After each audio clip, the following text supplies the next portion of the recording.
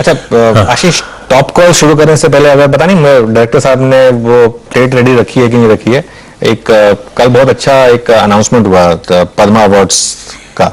चलिए ठीक है, उसके बारे में बात करेंगे हम थोड़ी। ठीक है, जैसी रेडी होगी उस पर चर्चा करने जा रहा हूं। सीएनबी सेवास का मॉर्निंग पैनल फ्राइडे के दिन चाहते तो ये छुट्टी मार लेते तो एक्सटेंडेड वीकेंड मिलता सब, लेकिन मदद करने के लिए आपको आपकी स्क्रीन पर नजर आएंगे। आप सबको गुड मॉर्निंग। शुरुआत कर रहा हूं आज के प्रिफर्ड टॉप कॉल्स के साथ।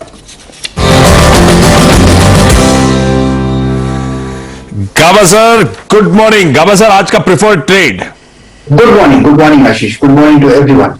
आज का प्रिफर्ड ट्रेड है SRF।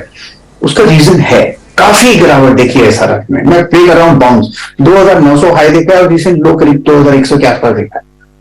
इस बाउंस में डाउन मूव में बाउंस मिलना चाहिए और ज्यादा ही स्ट्रेच हो चुका है on down side. Purely aggressive play trade करा है 2139 पर, क्लोज हुआ 2130 पर। मुझे लगता है कि 2100 पे 2110 बस, ज्यादा नहीं, ज्यादा स्टॉप देना चाहिए। प्ले कर सकते हैं ऑन द अपसाइड, टारगेट करीब 2180 to 2200 zone. Purely a bounce play SRF में बाउंस बैक ट्रेड जबरदस्त मूव था। वेडनेसडे को हमने स्पॉट किया था, वो एक्सपायरी वाला मूव था, लेकिन गाबाजी मान रहे हैं कि ये मूव यहां पर अब कंटिन्यू करेगा। वीक मार्केट में स्टॉक में स्ट्रेंथ है, रिलेटिव स्ट्रेंथ क्लियरली बहुत स्ट्रांग इस स्टॉक की। उस दिन देखते हैं चलता है कि नहीं यहां से। चलिए सतपति जी गुड मॉर्निंग। आपकी ट्रेड आज सुबह की। Good morning Anuj ji and good morning Ashish ji. Anuj ji देखिए, नजर जो है वो है एफएमसीजी सेक्टर पे। मुझे लगता है कि हमने जो परसों इतनी बिकवाली देखी, इसमें ये एक सेक्टर था, ऑटो सेक्टर था, जहां पे मुझे लगता है कि इतनी बिकवाली नहीं थी। रादर मैं बोलूंगा कि ये स्टेबल थे compare to the volatility in the market. So I would like to go long in Dabur. नजर वैसे आईटीसी पे भी है, सो डाबर मैं आज पिक करूंगा क्योंकि यहाँ पे कंसोलिडेशन अच्छा हो रहा है। It is holding with support band जो करीबन 560 के आसपास है। तो आपको लॉन्ग करना है अबाउट 560, 555 का स्टॉप लॉस है और इसका जो टारगेट है वो रहेगा 585 का। डाबर खरीदारी करने का कॉल, ये मेरे ख्याल से इसी हफ्ते किसी दिन अमित सेठ साहब के रडार पे भी था। डाबर लॉन्ग कंटिन्यू कर रहा था और डाबर रेजिलियंस दिखा रहा है, वाकई मुझे याद पड़ रहा है, पता नहीं। चलिए अमित जी स्क्रीन पे, तो अमित जी के पास ही चल रहा हूं। अमित जी, आज का प्रेफर्ड ट्रेड टॉप कॉल कौन सा? जी good morning Ashish ji, good morning Anu ji, good morning everyone.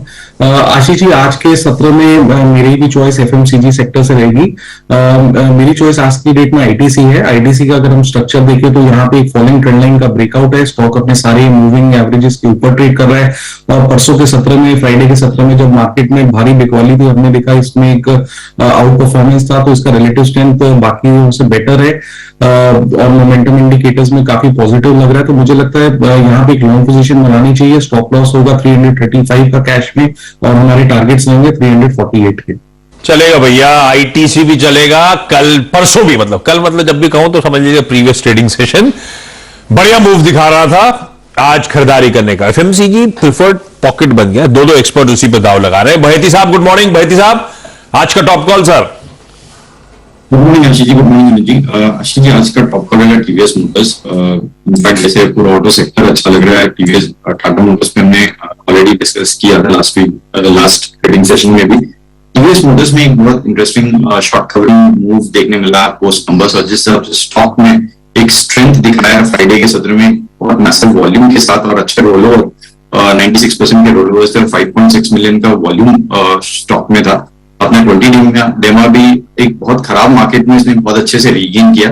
मुझे लगता है कि 1010 का एक स्टॉप लॉस लगाकर यहाँ पे तेजी की तरफ पोजीशन बनाई जा सकती है और टारगेट ऑफ 1080 के टारगेट के लिए।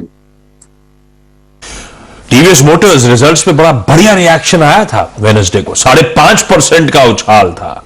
ब्रोकरेजेस कंसर्न थी इसके स्ट्रेच वैल्यूएशंस को लेकर सुबह, उसके बावजूद अच्छे मूव्स आए और बहेती साहब कह रहे हैं और गेन्स एक्सटेंड करेगा 1080 तक के levels. Palve sir good morning. Palve साहब, trade. Good morning Ashish ji, good morning Anuj ji, good morning everyone. So trade automobile space से रहेगा और उसमें बजाज ऑटो पे फोकस है। बजाज ऑटो में जो ब्रेकआउट वीकली सेटअप पे देखने को मिले थे वो हमें लगता है कंटिन्यू होते हुए दिखेंगे। जिस तरीके के स्ट्रक्चर है यहाँ पे हम एक्सपेक्ट कर रहे हैं टारगेट आना चाहिए करीब 3780, 3800 तक के अपसाइड यहाँ पे आते हुए दिख सकती है। स्टॉप लॉस होगा करीब 3670 के आसपास। बिल्कुल ठीक है। बजाज ऑटो वेडनेसडे को जब हम सेशन खत्म ही कर रहे थे, आखिरी 3-4 मिनट में ही वो रिजल्ट्स आए थे। उस रिजल्ट्स के चलते आपने वो एकदम से रिएक्शन आता हुआ देखा, जो सेशन का क्लोज वेडनेसडे का ही दिखाइए, एकदम से उछाल आया था और रिजल्ट्स वाकई स्ट्रांग है। तो शायद थोड़ा सा और रब ऑफ होगा। ब्रोकरेजेस भी गंगो है स्टॉक को लेकर, ब्रोकरेजेस की बात मैं आगे करता हूं, लेकिन इस समय पालिया साहब का आज का preferred trade Bajaj auto by side का आइडिया आपकी स्क्रीन पर। यार सुबह मानस नहीं दिख रहे। मानस छुट्टी पे, मानस छुट्टी पे वही वो मानस नहीं दिखा आज। चलिए अब जरा फंडामेंटल पिक ले लिया जाए और उसके लिए आपको आपकी स्क्रीन पे नजर आएंगे पार्थिव शाह, अहमदाबाद से ट्रेकॉम की एक बढ़िया सी पिक आने वाली है। पार्थिव, आज रडार पे कौन सा स्टॉक, क्या एक्यूमुलेट करना है? Good morning Ashish ji, good morning Anu ji, हमारे पैनलिस्ट और व्यूअर्स। मेरा स्टॉक रहेगा टाटा मोटर्स। नो डाउट मेरा बायस इसलिए भी है कि ये जो नंबर्स आए हैं और नंबर्स के अंदर मैं अगर डेटा पॉइंट्स की बात करूं तो I think it's a beat on all. बहुत रेयरली हमने देखा है, और यस ये एक भी व्यू है कि 2 साल के बाद ये कंपनी प्रॉफिट में आई है, लेकिन बहुत रेयरली हमने टाटा मोटर्स में देखा है कि हर एक उसके जो मूविंग पार्ट्स है they are firing on all cylinders. अगर हम डोमेस्टिक पैसेंजर व्हीकल सेगमेंट की बात करें, ईवी का तो हम जानते हैं अच्छा ट्रैक्शन है, कमर्शियल व्हीकल में भी हम देख रहे हैं बहुत अच्छा ट्रैक्शन है, और GLR most important I think यहाँ पे फ्री कैश फ्लो जनरेट होना चालू हुआ है। और डिस्पाइट द फैक्ट कि ये जो कंपनी है जीएलआर सेगमेंट, वो पास्ट में हमने देखा है 7-8% का एबिट मार्जिन करती थी, और इस बार मार्जिन में सॉलिड इंप्रूवमेंट है, स्टिल इट इज ए 3.7%। तो हमारा ऐसा मानना है कि जिस तरह से कमोडिटी कॉस्ट सॉफन हुए हैं, मोर इंपॉर्टेंटली चिप शॉर्टेज की कमेंट्री मैनेजमेंट बहुत कैटेगरी बता रही है कि वो काफी हद तक सुधरी है, तो यहां से भी आगे जाते वॉल्यूम ग्रोथ दिखेगा। और ओवरऑल हम देखें प्रोडक्ट मिक्स ये कंपनी की बेहतरीन होती जा रही है, कोई भी बिजनेस सेगमेंट की बात करें, whether it is the domestic segment और द जीएलआर सेगमेंट। और जिस तरह का गाइडेंस आगे जाते दिया है, आई थिंक वॉल्यूम ग्रोथ बरकरार रहेगी। रेंज रोवर सेगमेंट में डिस्पाइट अगर मैं एक्स चाइना का भी डेटा देखूं तो ऑर्डर बुक काफी तगड़ी है, और हमें ऐसा लग रहा है कि सेकेंड हाफ में इवन चाइना से भी हम लोग इंप्रूवमेंट देखेंगे। एक थोड़ा स्पीड ब्रेकर वहां पे भी था, तो चाइना में जो उनकी जीवी है वहां से भी हम देखेंगे अच्छे नंबर्स आएंगे। और ये क्वार्टर में हमने देखा है कि इन्होंने डेट कम किया है। बहुत रेयरली हम टाटा मोटर्स में ये कमेंट्री सुनते हैं कि वो लोग डेट कम करने की बात करें। नो डाउट गाइडेंस ऐसी है कि टिल 2025 इनको डेट फ्री हो जाना है। और हमने ये भी देखा है कि ईवी सेगमेंट में से जो मोनेटाइज हुआ है स्टेक, उसके बाद जो सम ऑफ पार्ट वैल्यूएशन है टाटा मोटर्स का करीबन 500-550 के आसपास होता है। तो हो सकता है आज शायद एक गैप अप हो, लेकिन ये कोई भी स्टॉक आई थिंक कंसोलिडेट होता है या करेक्शन में आता है, तो मुझे ऐसा लग रहा है Kotak at only 14 times FY24 and at 12 times FY25 आगे जाते 2 या 3 साल की अवधि के लिए डेफिनेटली पोर्टफोलियो में शामिल करना चाहिए। मेरे ख्याल से आज तक जरूरत नहीं पड़ेगी। टाटा मोटर्स पे पार्थिव ने रिजल्ट एनालिसिस भी दे ही दिया है बढ़िया तरीके से, लेकिन ये आगे आज की स्टॉक्स न्यूज का पार्ट भी है। लेकिन टाटा मोटर्स कंसोलिडेट करेगा, लेकिन इवेंचुअली अगले 3-4 साल के टाइम होराइजन में ये स्टॉक जहां खड़ा है एक attractive accumulation zone. Quickly wrap up कर रहा हूं। पहला पिक आया था केमिकल मेजर एसआरएफ का, गाबा सर ने खरीदारी करने का कॉल दिया है 2110 के लेवल्स। उसके बाद पूरा तड़का एफएमसीजी और ऑटो स्पेस का। एफएमसीजी की दोनों पिक्स आपकी स्क्रीन पे। सतपुरे साहब डाबर पे दाव लगा रहे हैं 555 के स्टॉप के साथ, और आईटीसी अमित सेठ साहब का प्रेफर्ड पिक 335 का स्टॉप वहां पर लगाइएगा। अब देखिए ऑटोज का तड़का। टीवीएस मोटर्स बहेती साहब का पिक 5.5% वेडनेसडे को ऊपर था, 1010 का स्टॉप लगाइए, 1080 के टारगेट्स। बजाज ऑटो नंबर्स पे आज भी रिएक्शन देगा, ब्रोकरेज रिपोर्ट्स पे रिएक्शन देगा, बाय है 3670 का स्टॉप यहां पर। और अगर कुछ एक्यूमुलेट करने का मन है, टाइम होराइजन थोड़ा लंबा रखिएगा, कंसोलिडेट कर सकता है ये स्टॉक, लेकिन टाटा मोटर्स पार्थिव को पसंद आ रहा है इन लेवल्स पर।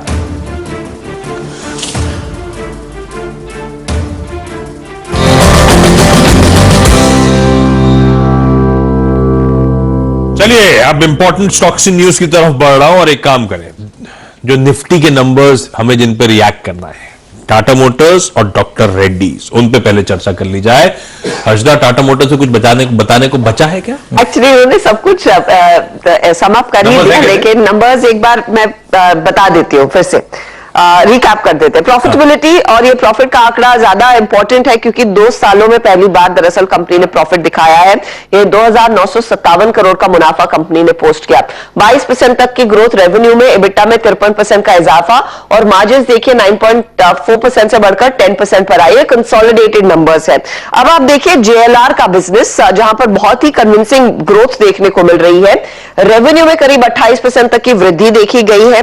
साथ ही साथ प्रॉफिट बिफोर टैक्स जो आया है वो 265 मिलियन पाउंड्स पर आया है जो पॉजिटिव है। मार्जिन्स में 230 बेसिस पॉइंट का इजाफा देखने को मिला है और कंपनी है दरअसल जेएलआर का बिजनेस है कैश फ्लो पॉजिटिव। कंपनी ने करीब करीब 80,000 के वॉल्यूम ग्रोथ दिखाए हैं और वो काफी बहुत पॉजिटिव है क्योंकि Q1 के बाद दरअसल ये आंकड़ा आता हुआ नजर आया है। पैसेंजर व्हीकल बिजनेस में उस लिहाज से रेवेन्यू में 37% तक का इजाफा, एबिटा पैसेंजर सेगमेंट में 370 बेसिस पॉइंट बढ़ता हुआ दिखाई दिया है। अब कंपनी कह रही है कि यहां से अब भी वो ग्लोबल अनसर्टेनिटीज देख रहे हैं लेकिन वो कॉशियसली ऑप्टिमिस्टिक रहेंगे। उनको लग रहा है आगे डिमांड में पिकअप देखने को मिलेगा। Q4 में स्थिति और भी मजबूत होने के आसार जरूर दिखाई दे रहे हैं। सेमीकंडक्टर की सप्लाईज में इंप्रूवमेंट देखने को मिली है। मार्जिन चौथी तिमाही में काफी शानदार रहेगा और कैश डिलीवरी भी अच्छी खासी होती हुई दिखाई देगी। तो कमेंट्री भी दरअसल काफी मजबूत। ठीक है, देखते हैं अब स्टॉक कैसे रिएक्ट करता है, उसके बाद एक टेक्निकल नजरिया ले लेंगे। फंडामेंटली पार्थिव ने ब्यूटीफुली हाईलाइट कर दी है टाटा मोटर्स की स्टोरी। टाटा मोटर्स के साथ एक चीज है बस आशीष, जिस तरीके से टेस्ला रैली कर रहा है एक स्ट्रॉन्ग जोन में आ गए क्योंकि ये बेसिकली ग्लोबल प्ले है। Yes. और जेएलआर का पूरा प्ले है और चाइना भी जिस तरीके से ओपन अप हो रहा है तो मुझे लग रहा है कि हालांकि प्री पोजिशनिंग है टाटा मोटर्स में, एक महीने में स्टॉक भागा है, करीब 6-6.5% भागा है, तो हो सकता है कि थोड़ा प्री पोजिशनिंग का इंपैक्ट आए, लेकिन एक टाटा मोटर्स उस तरीके का स्टॉक है एक बार चलना शुरू होता है तो अच्छा चलता है। तो मैं आज देखूंगा कि ये प्री पोजिशनिंग निकलने के बाद क्या वापस एक सेकंड राउंड ऑफ रैली आ रही है कि नहीं आ रही है, इसमें वो बहुत इंटरेस्टिंग होगा टाटा मोटर्स के लिए। बिल्कुल ठीक। तो टाटा मोटर्स रखिए रेडार पे। टेस्ला के वाकई स्ट्रॉन्ग नंबर, उसका भी बहुत शार्प रिएक्शन था स्टॉक मार्केट्स में। डॉक्टर रेड्डीज, ये स्टॉक तो कमजोर है, रिजल्ट्स कैसे? रिजल्ट्स इनफैक्ट बेहतर है आशीष। रिजल्ट्स में अगर आप देखिए ग्रोथ देखने को मिली है, कुछ ज्योग्राफीज में उसका फायदा मिलेगा। रेवेन्यू के आधार पर 27% तक का इजाफा, 6,770 करोड़, उम्मीद से बेहतर है आंकड़ा। 76% तक की ग्रोथ प्रॉफिटेबिलिटी में 1247 करोड़ पर आया, 835 करोड़ का अनुमान था, तो उम्मीद से काफी बेहतर ये नतीजे नजर आए हैं। एबिटा में भी हमने देखा है 1965 करोड़ का आंकड़ा, 1400 करोड़ का अनुमान था। मार्जिन जो 23-24% पर थे उसमें 5% का इजाफा आया, 29% पर मार्जिन आ खड़े हुए हैं। अब आप देखिएगा breakup geography wise, north America में करीब करीब 64% तक की ग्रोथ देखने को मिली है। यूएस में 9%, ये क्वार्टर ऑन क्वार्टर नंबर है। यूरोप में 6% और भारत में 10% तक का इजाफा दर्ज होता हुआ दिखाई दिया है। यूएस की ग्रोथ नए लॉन्चेस से आ रही है, फॉरेक्स का फायदा और वॉल्यूम्स जो है ऑफसेट कर रहे हैं प्राइस इरोजन को, तो प्राइसिंग का दबाव अभी भी बना हुआ है भारत में, लेकिन प्राइस इंक्रीजेस देखने को मिल रहे हैं। नतीजे अच्छे और ब्रोकरेजेस भी दरअसल पॉजिटिव है। नतीजे अच्छे, ब्रोकरेजेस पॉजिटिव, लेकिन स्टॉक थोड़ा सा सबड्यूड रहा है ऑफ लेट। ऐसे में बहेती साहब जरा डॉक्टर रेड्डीज का चार्ट चेक दीजिएगा। अगर मोमेंटम आ रहा है तो आपका कितना कन्विक्शन आएगा चार्ट्स को देखकर? जी आशीष जी, स्टॉक काफी प्रेशर में है और जिस हिसाब से फार्मा में सेलिंग फ्राइडे को भी हुई थी, हमने ग्लेनमार्क और बायोकॉन में एक अच्छी खासी सेलिंग देखने मिली फ्राइडे के सेशन में। स्टॉक एक लेवल पर है क्योंकि ऑलमोस्ट दिसंबर में भी यही लोग आकर स्टॉक ने बाउंस बैक दिया था, तो एक क्रिटिकल पॉइंट है अगर 4250 के ऊपर निकलता है स्टॉक तभी इसमें खरीदारी की सलाह रहेगी। तो स्टॉप लॉस इसमें तब मेंटेन करना 4200 का, स्ट्रिक्टली 4250 के ऊपर का ब्रेकआउट आता है तभी इसमें खरीदारी की सलाह है। जो टारगेट्स निकल कर आएंगे उसमें 43-30 तक के टारगेट्स के लिए इसमें पोजीशन बनाई जा सकती है। ये हो गए डॉक्टर रेड्डी का। एक काम करो, जब टाटा मोटर्स की प्री पोजिशनिंग की चर्चा हो ही रही थी तो ऑटोज देख रहे थे आज। पालिया साहब आप ही चेक करके बताइए टाटा मोटर्स पोजीशनिंग है कैसी, कितना स्ट्रॉन्ग ऑलरेडी एक्यूमुलेशन हो चुका था in anticipation of stronger numbers. आपका व्यू क्या बनेगा टाटा मोटर्स की चार्ट देखकर? आशीष जी, स्टॉक वापस अपने एक रेजिस्टेंस एरिया के आसपास ट्रेड करते हुए दिख रहा है। जो रिकवरी हमने पिछले दिनों में देखी, ऑलमोस्ट अभी 200 डे मूविंग एवरेज के आसपास ट्रेड करते हुए दिख रहा है। हमें लगता है कि स्टॉक में यहाँ पे 425 430 इंपॉर्टेंट लेवल है हायर साइड पे। अगर ये लेवल को सरपास करने में अगर ये इस बार कामयाब होता है तो नेक्स्ट इसका टारगेट बनना चाहिए 465 की तरफ। काफी बड़ा कंसोलिडेशन हमने पिछले 7-8 महीने में स्टॉक में देखा, एक रेंज बाउंड बिहेवियर ही रहा है। 384 3440 की जोन के आसपास ये एक रेंज में ट्रेड करता रहा है। इस बार जो स्ट्रेंथ बनी है, हमें लगता है कि ये ब्रेकआउट यहाँ पे आते हुए दिख सकते हैं। जिनके पास पोजीशन है बने रह सकते हैं। स्टॉप लॉस यहाँ पे अब जो रखना होगा वो करीब 408 रुपए के आसपास का स्टॉप लॉस रखें। अगर ये स्टॉप लॉस नहीं ब्रेक होते तो हमें लगता है कि इसमें सूनर और लेटर एक ब्रेकआउट हायर साइड पे बनते हुए दिख सकता है। 430 के ऊपर इसके टारगेट 460 तक भी अनफोल्ड होते हुए दिख सकते हैं। बिल्कुल ठीक है। टाटा मोटर्स पे व्यू हर्षदा क्विकली, बाकी के सारे रिजल्ट्स गुड बैड अगली। टॉरेंट फार्मा और ये भी largely in line he expectation है, तो आप देखेंगे तो गुड कैटेगरी में रख सकते हैं। रेवेन्यू में 18% तक की ग्रोथ, 2491 करोड़ उम्मीद से बेहतर है रेवेन्यू का आंकड़ा। मार्जिन 34% बढ़े हैं। मार्जिन एबिटा 34% बढ़ा तो 25% से बढ़कर 29% पर आ गए हैं मार्जिन। प्रॉफिट का आंकड़ा देखिए 283 करोड़ पर 14% तक का इजाफा देखने को मिल रहा है। हालांकि एक्सपेक्टेशन 325 की थी, 283 कंपनी ने डिलीवर किया। यहां पर भी वही है, इंडिया बिजनेस में 17% का इजाफा, यूएस बिजनेस में 24% तक की ग्रोथ देखने को मिली है। ब्राजील का बिजनेस इनके लिए अच्छा डिलीवर कर रहा है, 36% तक की ग्रोथ वहां पर दिखाई दी। जर्मनी का मार्केट फ्लैट था।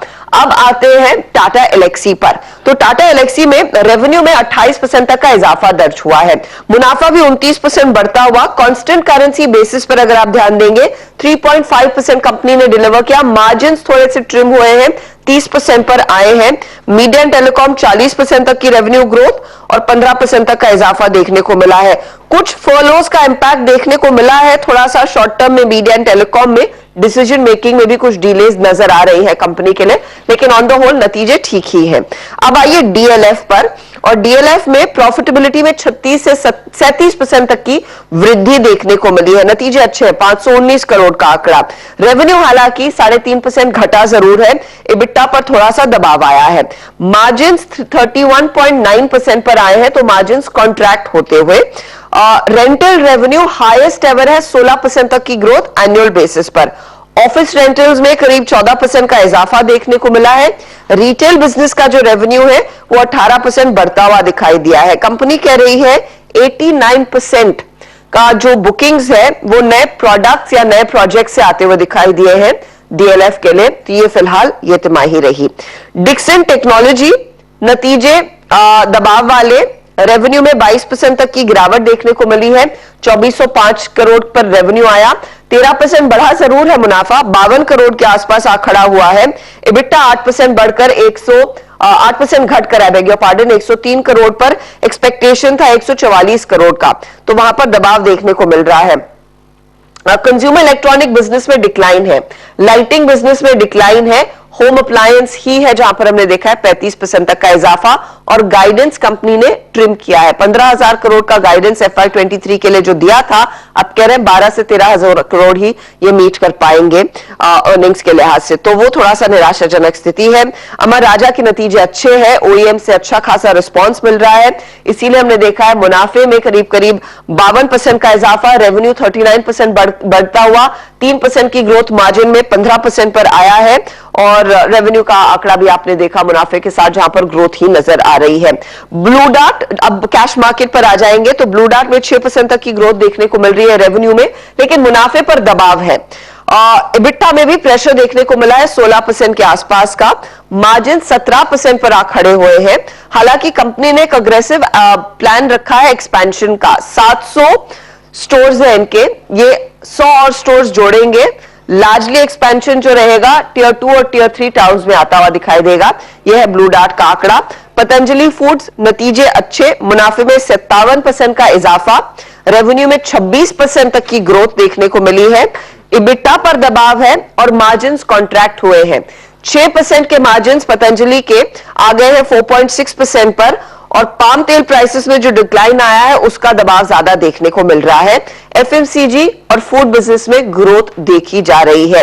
सीएट के नंबर्स अच्छे हैं, 35 करोड़ का प्रॉफिट वर्सेस अ लॉस।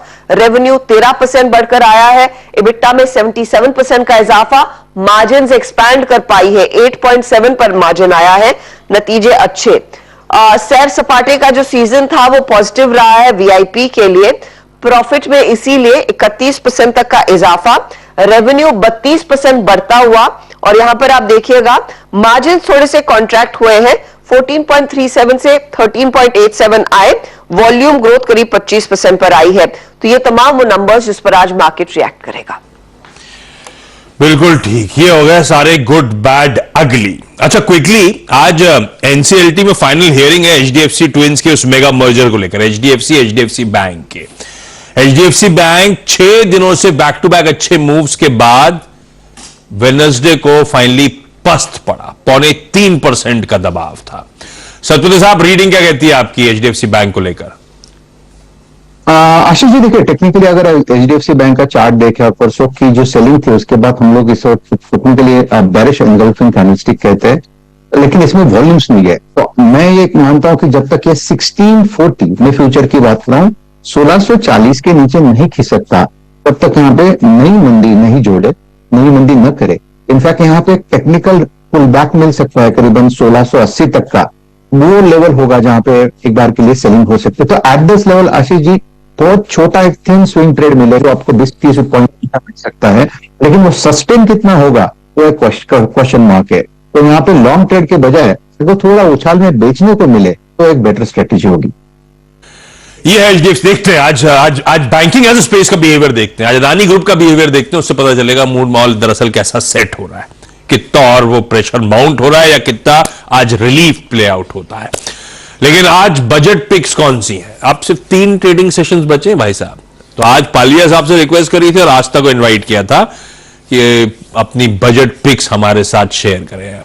आस्था है, गुड मॉर्निंग आस्था। क्विकली, हेम सिक्योरिटीज के रडार पे एक स्टॉक, कौन सी की थीम, कौन सा स्टॉक फंडामेंटली अच्छा लगता है? अनाउंसमेंट आए ना आए फिर भी कंफर्ट आए तो उस लिहाज से अप्रोच करें। गुड मॉर्निंग आशीष। रडार पे रहेगा डिफेंस सेक्टर और स्टॉक रहेगा सोलर इंडस्ट्रीज। देखिए, सबसे पहले टारगेट्स देती हूँ, 4050 के आसपास ये चल रहा है, तो 4400 से 4500 तक के लेवल्स हमें काउंटर दिखा सकता है। कंपनी क्या करती है? एक्सप्लोजिव्स बनाती है और इनिशिएटिंग सिस्टम बनाती है। इनिशिएटिंग सिस्टम मतलब एक तरह से एनर्जी प्रोवाइड करना रॉक ब्लास्टिंग को करने के लिए, तो ये सारा काम कंपनी करती है। कंपनी के नतीजे बेहद शानदार हैं। टॉप लाइन की बात करें 78% की ग्रोथ, ये मैं Q3 की बात कर रही हूँ। बॉटम लाइन की बात करें 107% की ग्रोथ। कंपनी देखा जाए तो पहली प्राइवेट सेक्टर कंपनी है इंडिया में जो कि रेडी टू यूज एम्यूनेशन बना रही है डिफेंस सेक्टर के लिए, और साथ में एक्सपोर्ट ऑर्डर भी उनको इसी के लिए मिला हुआ है। कंपनी की प्रेजेंस है मेरे हिसाब से 65 कंट्रीज में, और इंडिया में ही उनकी 29 मैन्युफैक्चरिंग फैसिलिटीज है। पसंद आती है क्योंकि स्ट्रॉन्ग फाइनेंशियल परफॉर्मेंस है, डिफेंस सेक्टर पे गवर्नमेंट का फोकस है, और सबसे बड़ी बात कंपनी अपनी गाइडेंस को लगातार अपवर्ड रिवाइज कर रही है। पहले बोल रहे थे 50% की ग्रोथ आएगी FY23 की सेल्स में फुल ईयर की, उसको अब इन्होंने रिवाइज करके 65% की कर दिया है, जो अपने आप में जताता है कितना फंडामेंटली स्ट्रॉन्ग काम इनका भी चल रहा है।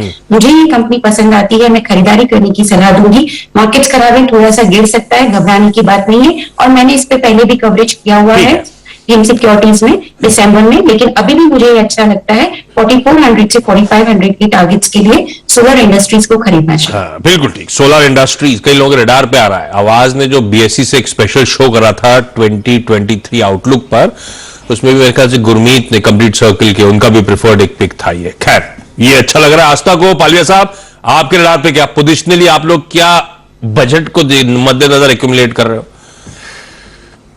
आशीष जी, बजट पिक रहेगी भारत फोर्ज की, इंडियन मल्टीनेशनल कंपनी जो कि फोर्जिंग बिजनेस में automotive, energy, construction, mining, railway, air space सभी सेगमेंट में कहीं ना कहीं अपना एक हिस्सा रखती है। तो हमें लगता है भारत फोर्ज जिस तरीके से पोजीशनिंग है, अगर इसके लॉन्ग टर्म सेटअप देखे, मंथली चार्ट, वीकली चार्ट और ईयरली चार्ट देखे, तो स्टॉक में जो ब्रेकआउट हुए थे 2018 के जो स्विंग हाई का ब्रेकआउट हुआ था, वो ब्रेकआउट पिछले 4 महीनों से इंटैक्ट है, और जिस तरीके से लॉन्ग टर्म चार्ट पे ब्रेकआउट बने हैं भारत फोर्ज में, हमें लगता है ये स्टॉक आगे आने वाले महीनों में एक अच्छा मोमेंटम कैरी करते हुए दिख सकता है। तो भारत फोर्ज हमारी पिक रहेगी और हम अपसाइड के टारगेट इसमें जो एक्सपेक्ट कर रहे हैं वो आना चाहिए करीब 980 से 1020 तक की अपसाइड ये स्टॉक आगे आने वाले महीनों में दिखा सकता है। तो Bharat Forge buy and accumulate की सलाह रहेगी। स्टॉप लॉस होंगे इस स्टॉक को बाय एंड एक्यूमुलेट के करीब 800 रुपए के आसपास और टारगेट होंगे 980 से लेकर 1020 तक। बिल्कुल ठीक। सोलर इंडस्ट्रीज, भारत फोर्ज, ये आ गई बढ़िया सी बजट पिक्स आज फ्राइडे के लिए आपके लिए। रखिए रडार पे इन स्टॉक्स को। वीरू जुड़ गए क्या? वीरू, गावस्कर ने पठान निपटा दी है शायद। वेडनेसडे को जाना था। गावस्कर गए नहीं गए? गया बिल्कुल। इनवाइट होता है तो जरूर जाना चाहिए ना, नहीं तो फिर नेक्स्ट टाइम इनवाइट नहीं मिलता। ये यानी मेरे लिए तो नहीं था। सुनो, मैं लास्ट टाइम बिजी था इसलिए नहीं आ पाया था। फिर से इनवाइट दे सकते हो मुझे, ऐसा नहीं है। मैंने कोशिश की थी, एक्स्ट्रा सीट्स की, लेकिन गावस्कर कैसी लगी? हाँ, मूवी कैसी लगी? पठान फिल्म में गावस्कर लगी कैसी मूवी? ऐसा था कि एक्शन था और स्पेशल इफेक्ट्स थे पठान। मतलब बताना नहीं चाहते कि अच्छी लगी बुरी लगी। एक्शन और स्पेशल इफेक्ट तो ट्रेलर में समझ में आ गया था मुझे। बस वो कैमियो के चक्कर में आपने मूवी में वर्डिक्ट नहीं दिया है ना, क्योंकि सलमान खान का कैमियो तो अब दे दे। कैमियो चक्कर में वो सलमान है ही, छोटा रोल था, बहुत ही छोटा माइनर, लेकिन सलमान को पसंद करते। अच्छा छोड़ो, रिकमेंड करोगे हम देखने जाएं या छोड़ दे, ओटीटी का इंतजार करें? Difficult question. देख लो उसमें क्या है। पॉज आपका आंसर है। ठीक है, समझ गया, मैंने समझ गया, आइडिया लग गया। गावस्कर के जलवे देखे वीरू आपने? 2 दिन मुंबई छोड़ के गए, यूएसएल 6% गिर गया।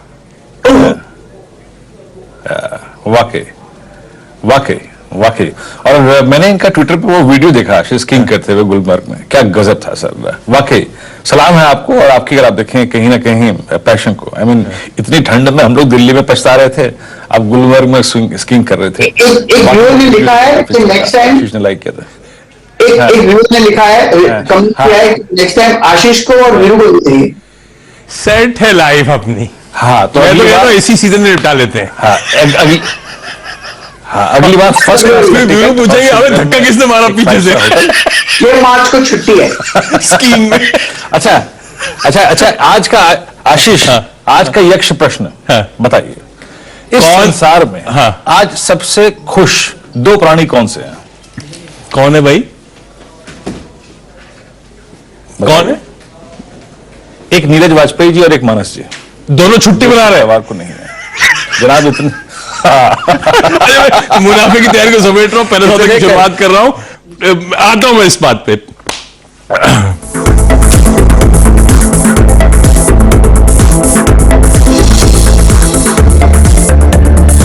ये है पहला सौदा, सीएनबीसी आवाज मोतीलाल ओसवाल स्टूडियो से लाइव।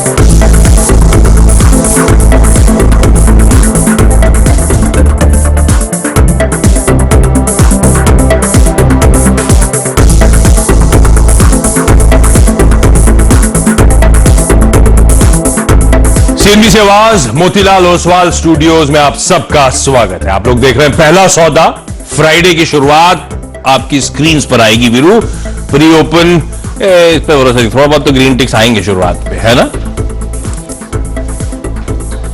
जी हाँ, थोड़े बहुत तो ग्रीन टिक्स आएंगे। आई थिंक इस सेशन को अगर आप देखें, हमें थोड़ा सा समय देके अप्रोच करना चाहिए। इट्स 17,817, लगभग आधा % नीचे। आइए जरा मैं स्टॉक स्पेसिफिक एक्शन को देखना चाहूंगा। आई थिंक थोड़ा से रुझान को देखते हैं कि एग्जैक्टली है क्या। एक एक करके स्टॉक लेके आइए। टाटा मोटर्स लेके आइए पहले। Tata Motors, Bajaj auto, doctor Reddy's और टोरेंट फार्मा। पहले ये स्टॉक्स पे करिए। आपकी स्क्रीन पे टाटा मोटर्स लगभग 35 रुपए ऊपर, बजाज ऑटो 132 रुपए ऊपर, 3850।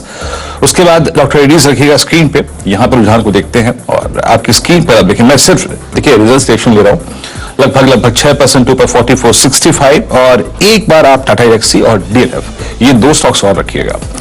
डॉक्टर रेड्डीज आपकी स्क्रीन पे 4469 और इट्स 4400। टाटा एल्क्सी अगर आप देखें आपकी स्क्रीन पे 3% ऊपर, और डीएलएफ याद रखिएगा, डीएलएफ नंबर्स बहुत स्ट्रॉन्ग थे, specially the top line front आपकी स्क्रीन पे। डीएलएफ जिस ट्रैजेक्टरी में खुल रहा है वो है करीब आधा % ऊपर की 354 की रेंज में। एक बार निफ्टी और सेंसेक्स पर स्क्रीन पे लेके आइएगा। और अदानी ग्रुप के स्टॉक्स को देखते हैं। देखिए, मैं शुरुआत करना चाहूंगा अदानी एंटरप्राइजेस, अदानी पोर्ट्स, और उसके बाद तीसरा हो गया आपका एसबीआई। अदानी एंटरप्राइजेस आपकी स्क्रीन पर अभी भी 10% नीचे का टिक, अदानी पोर्ट्स 1% नीचे का टिक, स्टेट बैंक ऑफ इंडिया लेके आइए एग्जैक्टली। आप देखिए बैंक निफ्टी की जो बुधवार की पिटाई थी, याद रखिएगा, जो जोरदार कोलैप्स था वो एसबीआई ने ही स्पॉन्सर किया था और करीब करीब आपकी स्क्रीन पे 575 is flat. But I think Ashish, in fact Anuj भी अब हमारे साथ जुड़ चुके हैं। Anuj, good morning. थोड़ा सेशन महत्वपूर्ण है, मुश्किल भी है, फरवरी का पहला दिन है, लेकिन मुझे थोड़ा डर अगर आप देखें ये अदानी ग्रुप के स्टॉक्स को देखने लग रहा है। आपका व्यू क्या रहेगा मार्केट्स पे आज? Good morning Veeru. देखिए मार्केट पर व्यू हम एक काम करते हैं, एक बार प्री ओपन सेटल हो जाएगा उसके बाद डिस्कस करेंगे, वो बेटर रहेगा। लेकिन नया शो शुरू हो रहा है, एक इंटरेस्ट, एक बहुत ही जरूरी चीज जो हमें डिस्कस करनी है, जो कल हुई, जो पद्मा अवार्ड्स डिसाइड हुए, उसमें एक बहुत ही जो नाम हमें अच्छा लगा वो था राकेश झुंझुनवाला जी का, और जिन्हें राकेश भैया के नाम से मार्केट में जाना जाता है, और मरणोपरांत ऑफ कोर्स उनको पद्मश्री अवार्ड मिला है। ये एक बहुत अच्छा है कि एक रिकॉग्निशन उनको मिला है, क्योंकि राकेश जी ने बहुत लोगों को एक मोटिवेट किया है स्टॉक मार्केट में आकर और इन्वेस्ट कर वेल्थ बनाने के लिए। और मुझे याद है राकेश जी के साथ मेरा जब पहला इंटरेक्शन हुआ था आशीष, जब 2004 की बात है ये, 2004 में जब हम दिल्ली से मुंबई शिफ्ट हुए थे, तो जब मैं वो स्टूडियो आए थे उस समय, तो मैं उनसे मिला था, तो वो थोड़े से गुस्से में थे मुझसे। तो मैंने पूछा क्यों, बोला कि तुम ये रोज टारगेट क्यों डिस्कस करते रहते हो इंडिविजुअल स्टॉक्स के। बोला कि वेल्थ पर फोकस करो, इंडिविजुअल स्टॉक्स पर टारगेट की बजाय। मैं कहा नहीं, वो भी अपनी जगह है। उन्होंने कहा कि हाँ नहीं, पहले मैं भी वही फोकस करता था। फिर वो बता रहे थे कि पहले मैं भी, उन्होंने भी शुरुआत तो ट्रेडर की तरह से की थी, तो उन्होंने माना कि हाँ नहीं, पहले मैं भी इसी तरीके से सोचता था, लेकिन फिर बाद में एक long term wealth. Rakesh ji ने इंडिया की ग्रोथ स्टोरी पर बिलीव किया, और जब इवन 2007-8 की वो जो गंदी वाली करेक्शन आई थी जिसमें सबका इतना पैसा उड़ गया, उनका खुद की वेल्थ काफी कम हो गई थी उस टाइम पर, उन्होंने एक भी शेयर नहीं बेचा उस समय टाइटन का, जब टाइटन भी इतना गिर गया था उसके बाद, और सबसे ज्यादा पैसा उनका उसके बाद बना। तो वो एक भरोसा था उनका इंडिया ग्रोथ स्टोरी पर। और उन्होंने एक चीज बोली थी मुझे कि अनुज, तुम अपनी लाइफस्टाइल टाइम में निफ्टी 1.5 लाख पे देखोगे, निफ्टी सेंसेक्स नहीं, निफ्टी 1.5 लाख पे देखोगे। बोले मैं तो शायद उस चीज के लिए जिंदा नहीं रहूंगा, उनको शायद थोड़ा अंदेशा था अपनी हेल्थ का, लेकिन तुम 1.5 लाख देखोगे। तो ये उनका एक बिलीव था इंडिया ग्रोथ स्टोरी पर। और उन्होंने एक चीज कही थी कि अगर आपको इंडिया की स्टॉक मार्केट में होना है तो आपको इंडिया में पॉजिटिव होना होगा। फिर आप ये नहीं सोच सकते कि यहाँ सड़कें खराब हैं, यहाँ पे ये है, यहाँ पे करप्शन है, ये सब वो सब ग्रोइंग इकोनॉमी की प्रॉब्लम्स रहेंगी, लेकिन इनहेरेंटली आपको बुलिश होना पड़ेगा अगर आपको पैसा बनाना है। तो अगर आप मतलब बेरिश होकर पैसा नहीं बना सकते, बेरिश होकर आप थोड़ा बहुत पैसा इधर उधर बना सकते हैं, लेकिन अगर आपको रियल वेल्थ जनरेट करनी है तो आपको फिर पॉजिटिव सोचना पड़ेगा। तो ये एक उनको सलामी, और चलिए खुशी है कि उनको एक पद्मा अवार्ड से सम्मानित किया गया। चलो भाई, Rakesh sir wherever you are, और बाकी सारे पद्मा अवार्डीज, सीएमबी सेवाज की तरफ से आप सबको ढेरों बधाइयां। केएम बिरला सर को भी मिला है पद्मा अवार्ड, सबको ढेरों बधाइयां। चलिए क्विकली रुपया आपकी स्क्रीन पे लेकर आता हूं। 81.59 प्रीवियस क्लोज, यानी वेडनेसडे का क्लोज था 81.54, मजबूत है बहुत, लेकिन फ्लैटिश ओपनिंग होती हुई। लाइए कमोडिटी प्लेट्स क्विकली स्क्रीन पे, बुलियन और कच्चा तेल भी दिखा दीजिए क्विक प्लीज। सोना 0.5% दबाव में, 250 रुपए के शुरुआती दबाव में आता हुआ। चांदी फ्लैट, महज 11 रुपए कमजोर, एकदम फ्लैट शुरुआत होती हुई। कच्चा तेल उछाल दिखा रहा है, 1.5% से ज्यादा का मूव, 100 रुपए से ज्यादा का उछाल, 66.40 के इनिशियल टिक्स। अब देखिए सुबह जो सीधा सौदा में 20 स्टॉक्स हाईलाइट हुए थे, उनका एक क्विक रैप अप।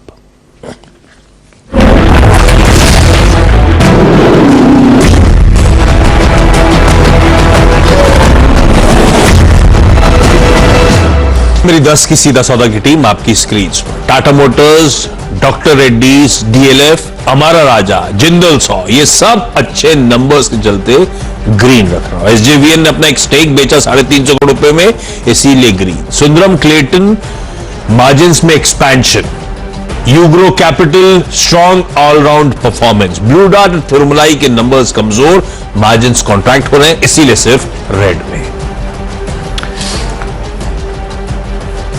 मेरी टीम पर नजर रखें तो यहां आपको ऑटो स्टॉक्स दिखाई देंगे। मारुति सुजुकी और महिंद्रा एंड महिंद्रा दोनों ही कंपनीज अपने इलेक्ट्रिक व्हीकल प्लान्स को अनवील कर रही हैं। मारुति अगले 6-12 महीने में एक इलेक्ट्रिक व्हीकल लॉन्च करेगा, और महिंद्रा एंड महिंद्रा की बात करें तो इन्होंने अपनी इलेक्ट्रिक व्हीकल जो कॉम्पैक्ट एसयूवी, एक्सयूवी 400 इनकी बुकिंग खोल दी है 21,000 रुपए में। वोडाफोन आइडिया ऑब्वियसली ये ट्रेडर्स इस पे फोकस रखेंगे, इन्वेस्टर्स नहीं, लेकिन वोडाफोन की बात करें तो इनकी बोर्ड बैठक है 31 जनवरी को, जहां ऑप्शनली कन्वर्टेबल डिवेंचर्स ये कंसिडर करेंगे इशू करना अमेरिकन टावर कंपनी को। अरविंद की बात करें तो इन्होंने एक ग्रीन एनर्जी कंपनी में हिस्सेदारी खरीदी है अपने टेक्सटाइल कारोबार के लिए। काबरा एक्सट्रूशन टेक्निक इन्होंने अपने बैटरी के लिए सर्टिफिकेशन लिया है, तो ये स्टॉक फोकस में रहेगा। टाटा स्टील लॉन्ग प्रोडक्ट्स कमजोर रिजल्ट्स। प्रीमियर एक्सप्लोजिव्स की बात करें तो इनकी फैक्ट्री में एक वर्कर स्ट्राइक है, जिसके कारण ये दोनों स्टॉक शायद लाल निशान के साथ बंद हो सकते हैं। और ऑब्वियसली बजट के पहले रेलवे स्टॉक फोकस में रहेंगे, आरवीएनएल, आईआरएफसी और राइट्स।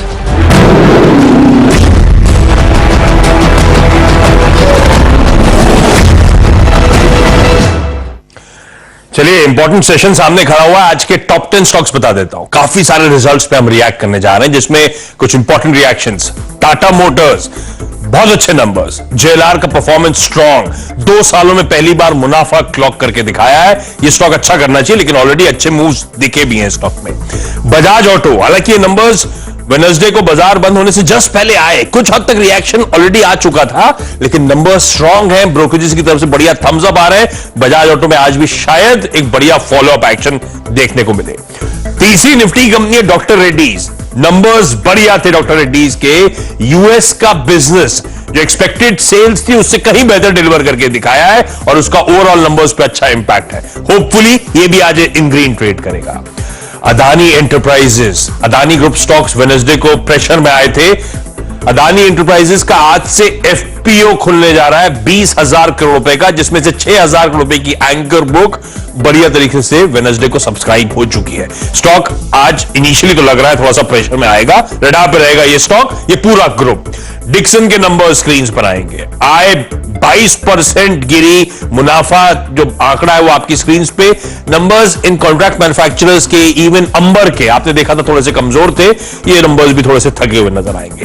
टाटा एलेक्सी के नंबर्स, टाटा एलेक्सी के नंबर्स में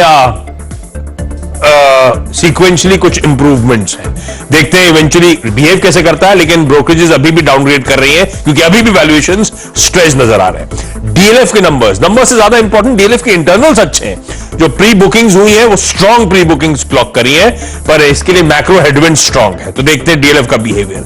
एचडीएफसी ट्विंस, एचडीएफसी बैंक 6 दिनों बाद प्रेशर में आया था वेडनेसडे को। आज एनसीएलटी में फाइनल हियरिंग है इनके मेगा मर्जर रिलेटेड, देखते हैं वहां से आउटकम क्या आता है या फिर इन दोनों स्टॉक्स का रिएक्शन कैसा रहता है।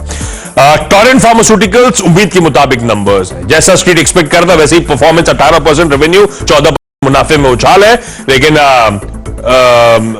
इंटरनल्स अच्छे हैं कई सारे इस कंपनी के। अच्छा, आज नंबर्स के लिहाज से एक तो बजाज फाइनेंस के नंबर्स निफ्टी में और वायदा में वेदांता के नंबर्स आने। वेदांता के नंबर्स के साथ ध्यान रखिए ये इंटरिम डिविडेंड पे भी फैसला करेंगे। हिंदुस्तान जिंक ने ऑलरेडी अच्छा डिविडेंड रोल आउट कर रखा है, ये देखते हैं इनका आउटकम क्या आता है डिविडेंड को लेकर। शुक्रिया आशीष, शुक्रिया इन 10 स्टॉक्स का अगर आप देखें पूरा का पूरा उल्लेख करने के लिए। लेकिन अब चलते हैं अनुज के पास। अनुज, पुल बैक जैसा कुछ नहीं है जो एसजीएक्स निफ्टी में था, इट्स 14 पॉइंट डाउन 17,877, और एक मैं डेटा स्क्रीन पे देना चाहूंगा अनुज, 41,382 ऑन निफ्टी बैंक, मतलब लगभग 265 अंक नीचे। यानी अगर मैं आंकड़ों को जोड़ के देखूं तो 3 अक्टूबर 2022 के बाद पहली बार Nifty Bank 100 day exponential moving average पे खुलने जा रहा है। कैसे अप्रोच करेंगे इस सेशन को?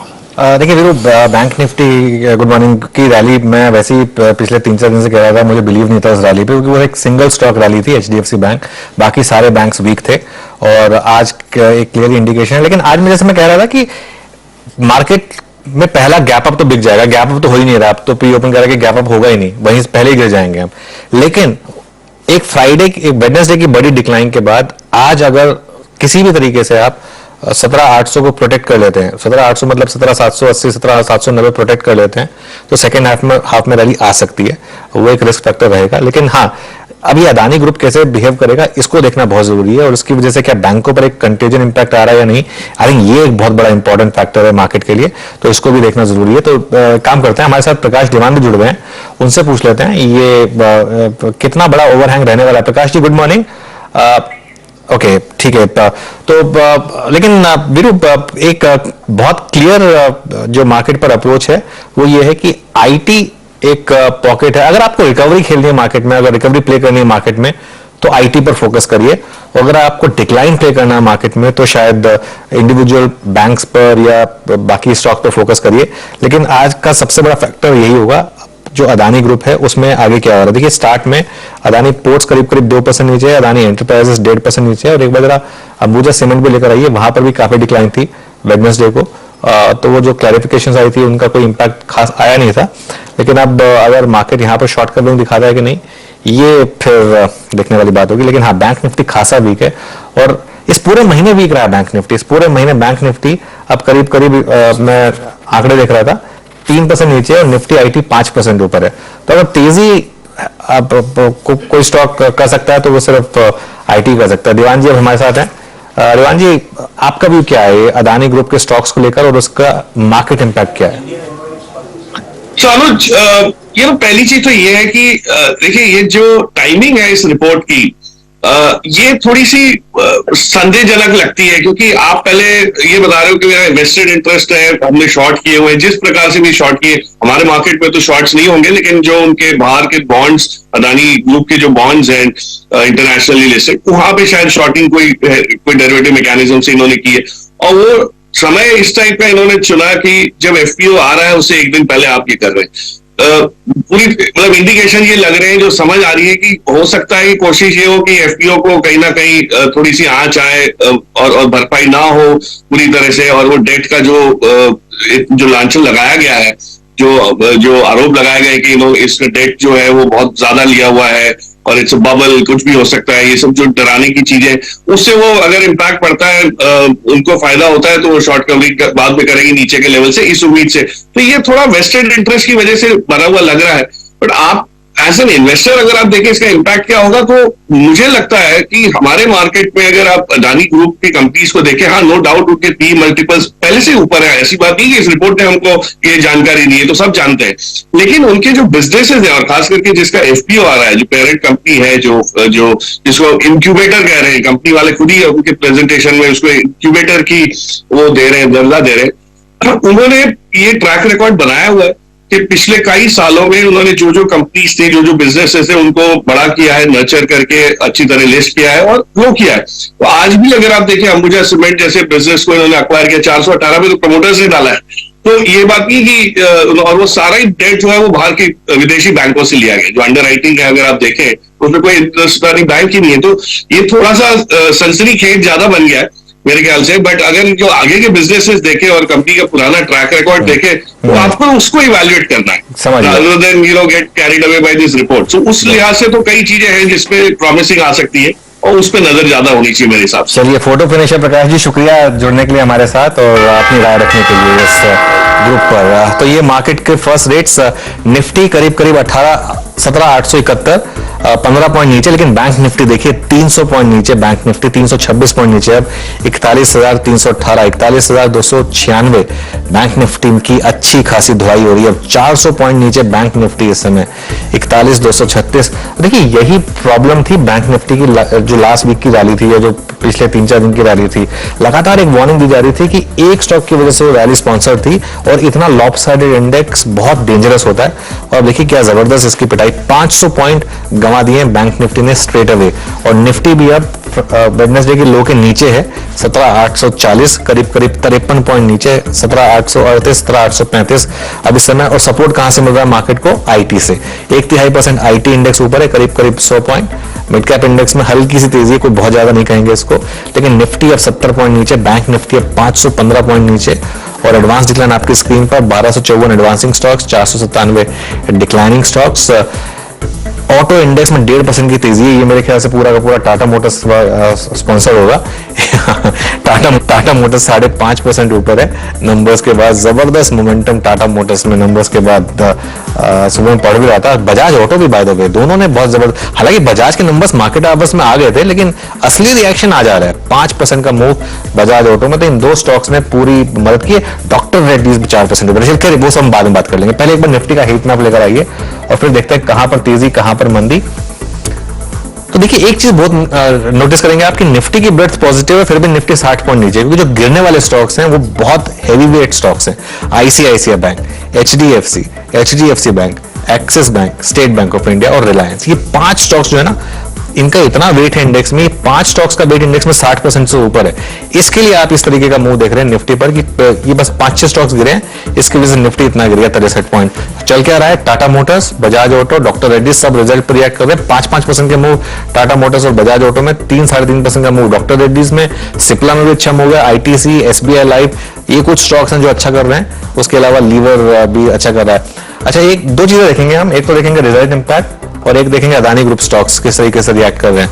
पहले तो रिजल्ट इंपैक्ट बहुत कुछ तो मैं डिस्कस कर ही लिया है, ये 3 तो इंडेक्स के स्टॉक्स थे। उसके अलावा डीएलएफ और टोरेंट फार्मा में हल्का सा रिएक्शन है, लेकिन स्टॉक ऑफ द डे तो आज बजाज ऑटो बन रहा है क्लियरली, 5.5% का मूव इस समय।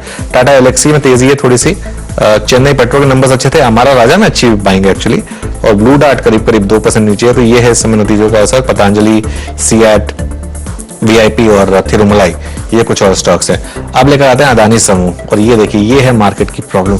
अदानी ग्रीन 13% नीचे, 13.5% नीचे। अच्छा, पावर और विलमार में मुझे लग रहा है 5% का सर्किट है, इसके लिए ज्यादा नहीं कर रहे हैं। पोर्ट 4.5% नीचे और एंटरप्राइजेस भी 5% नीचे। तो जबरदस्त डिक्लाइन इन सब अदानी ग्रुप स्टॉक्स में। अदानी ग्रीन अब करीब 15% नीचे, टोटल गैस 17% नीचे, अदानी ट्रांसमिशन 16% नीचे, एसीसी 3%, अंबुजा 3%, एनडीटीवी 4.5%। ये पूरा का पूरा अदानी ग्रुप स्टॉक्स प्रेशर में।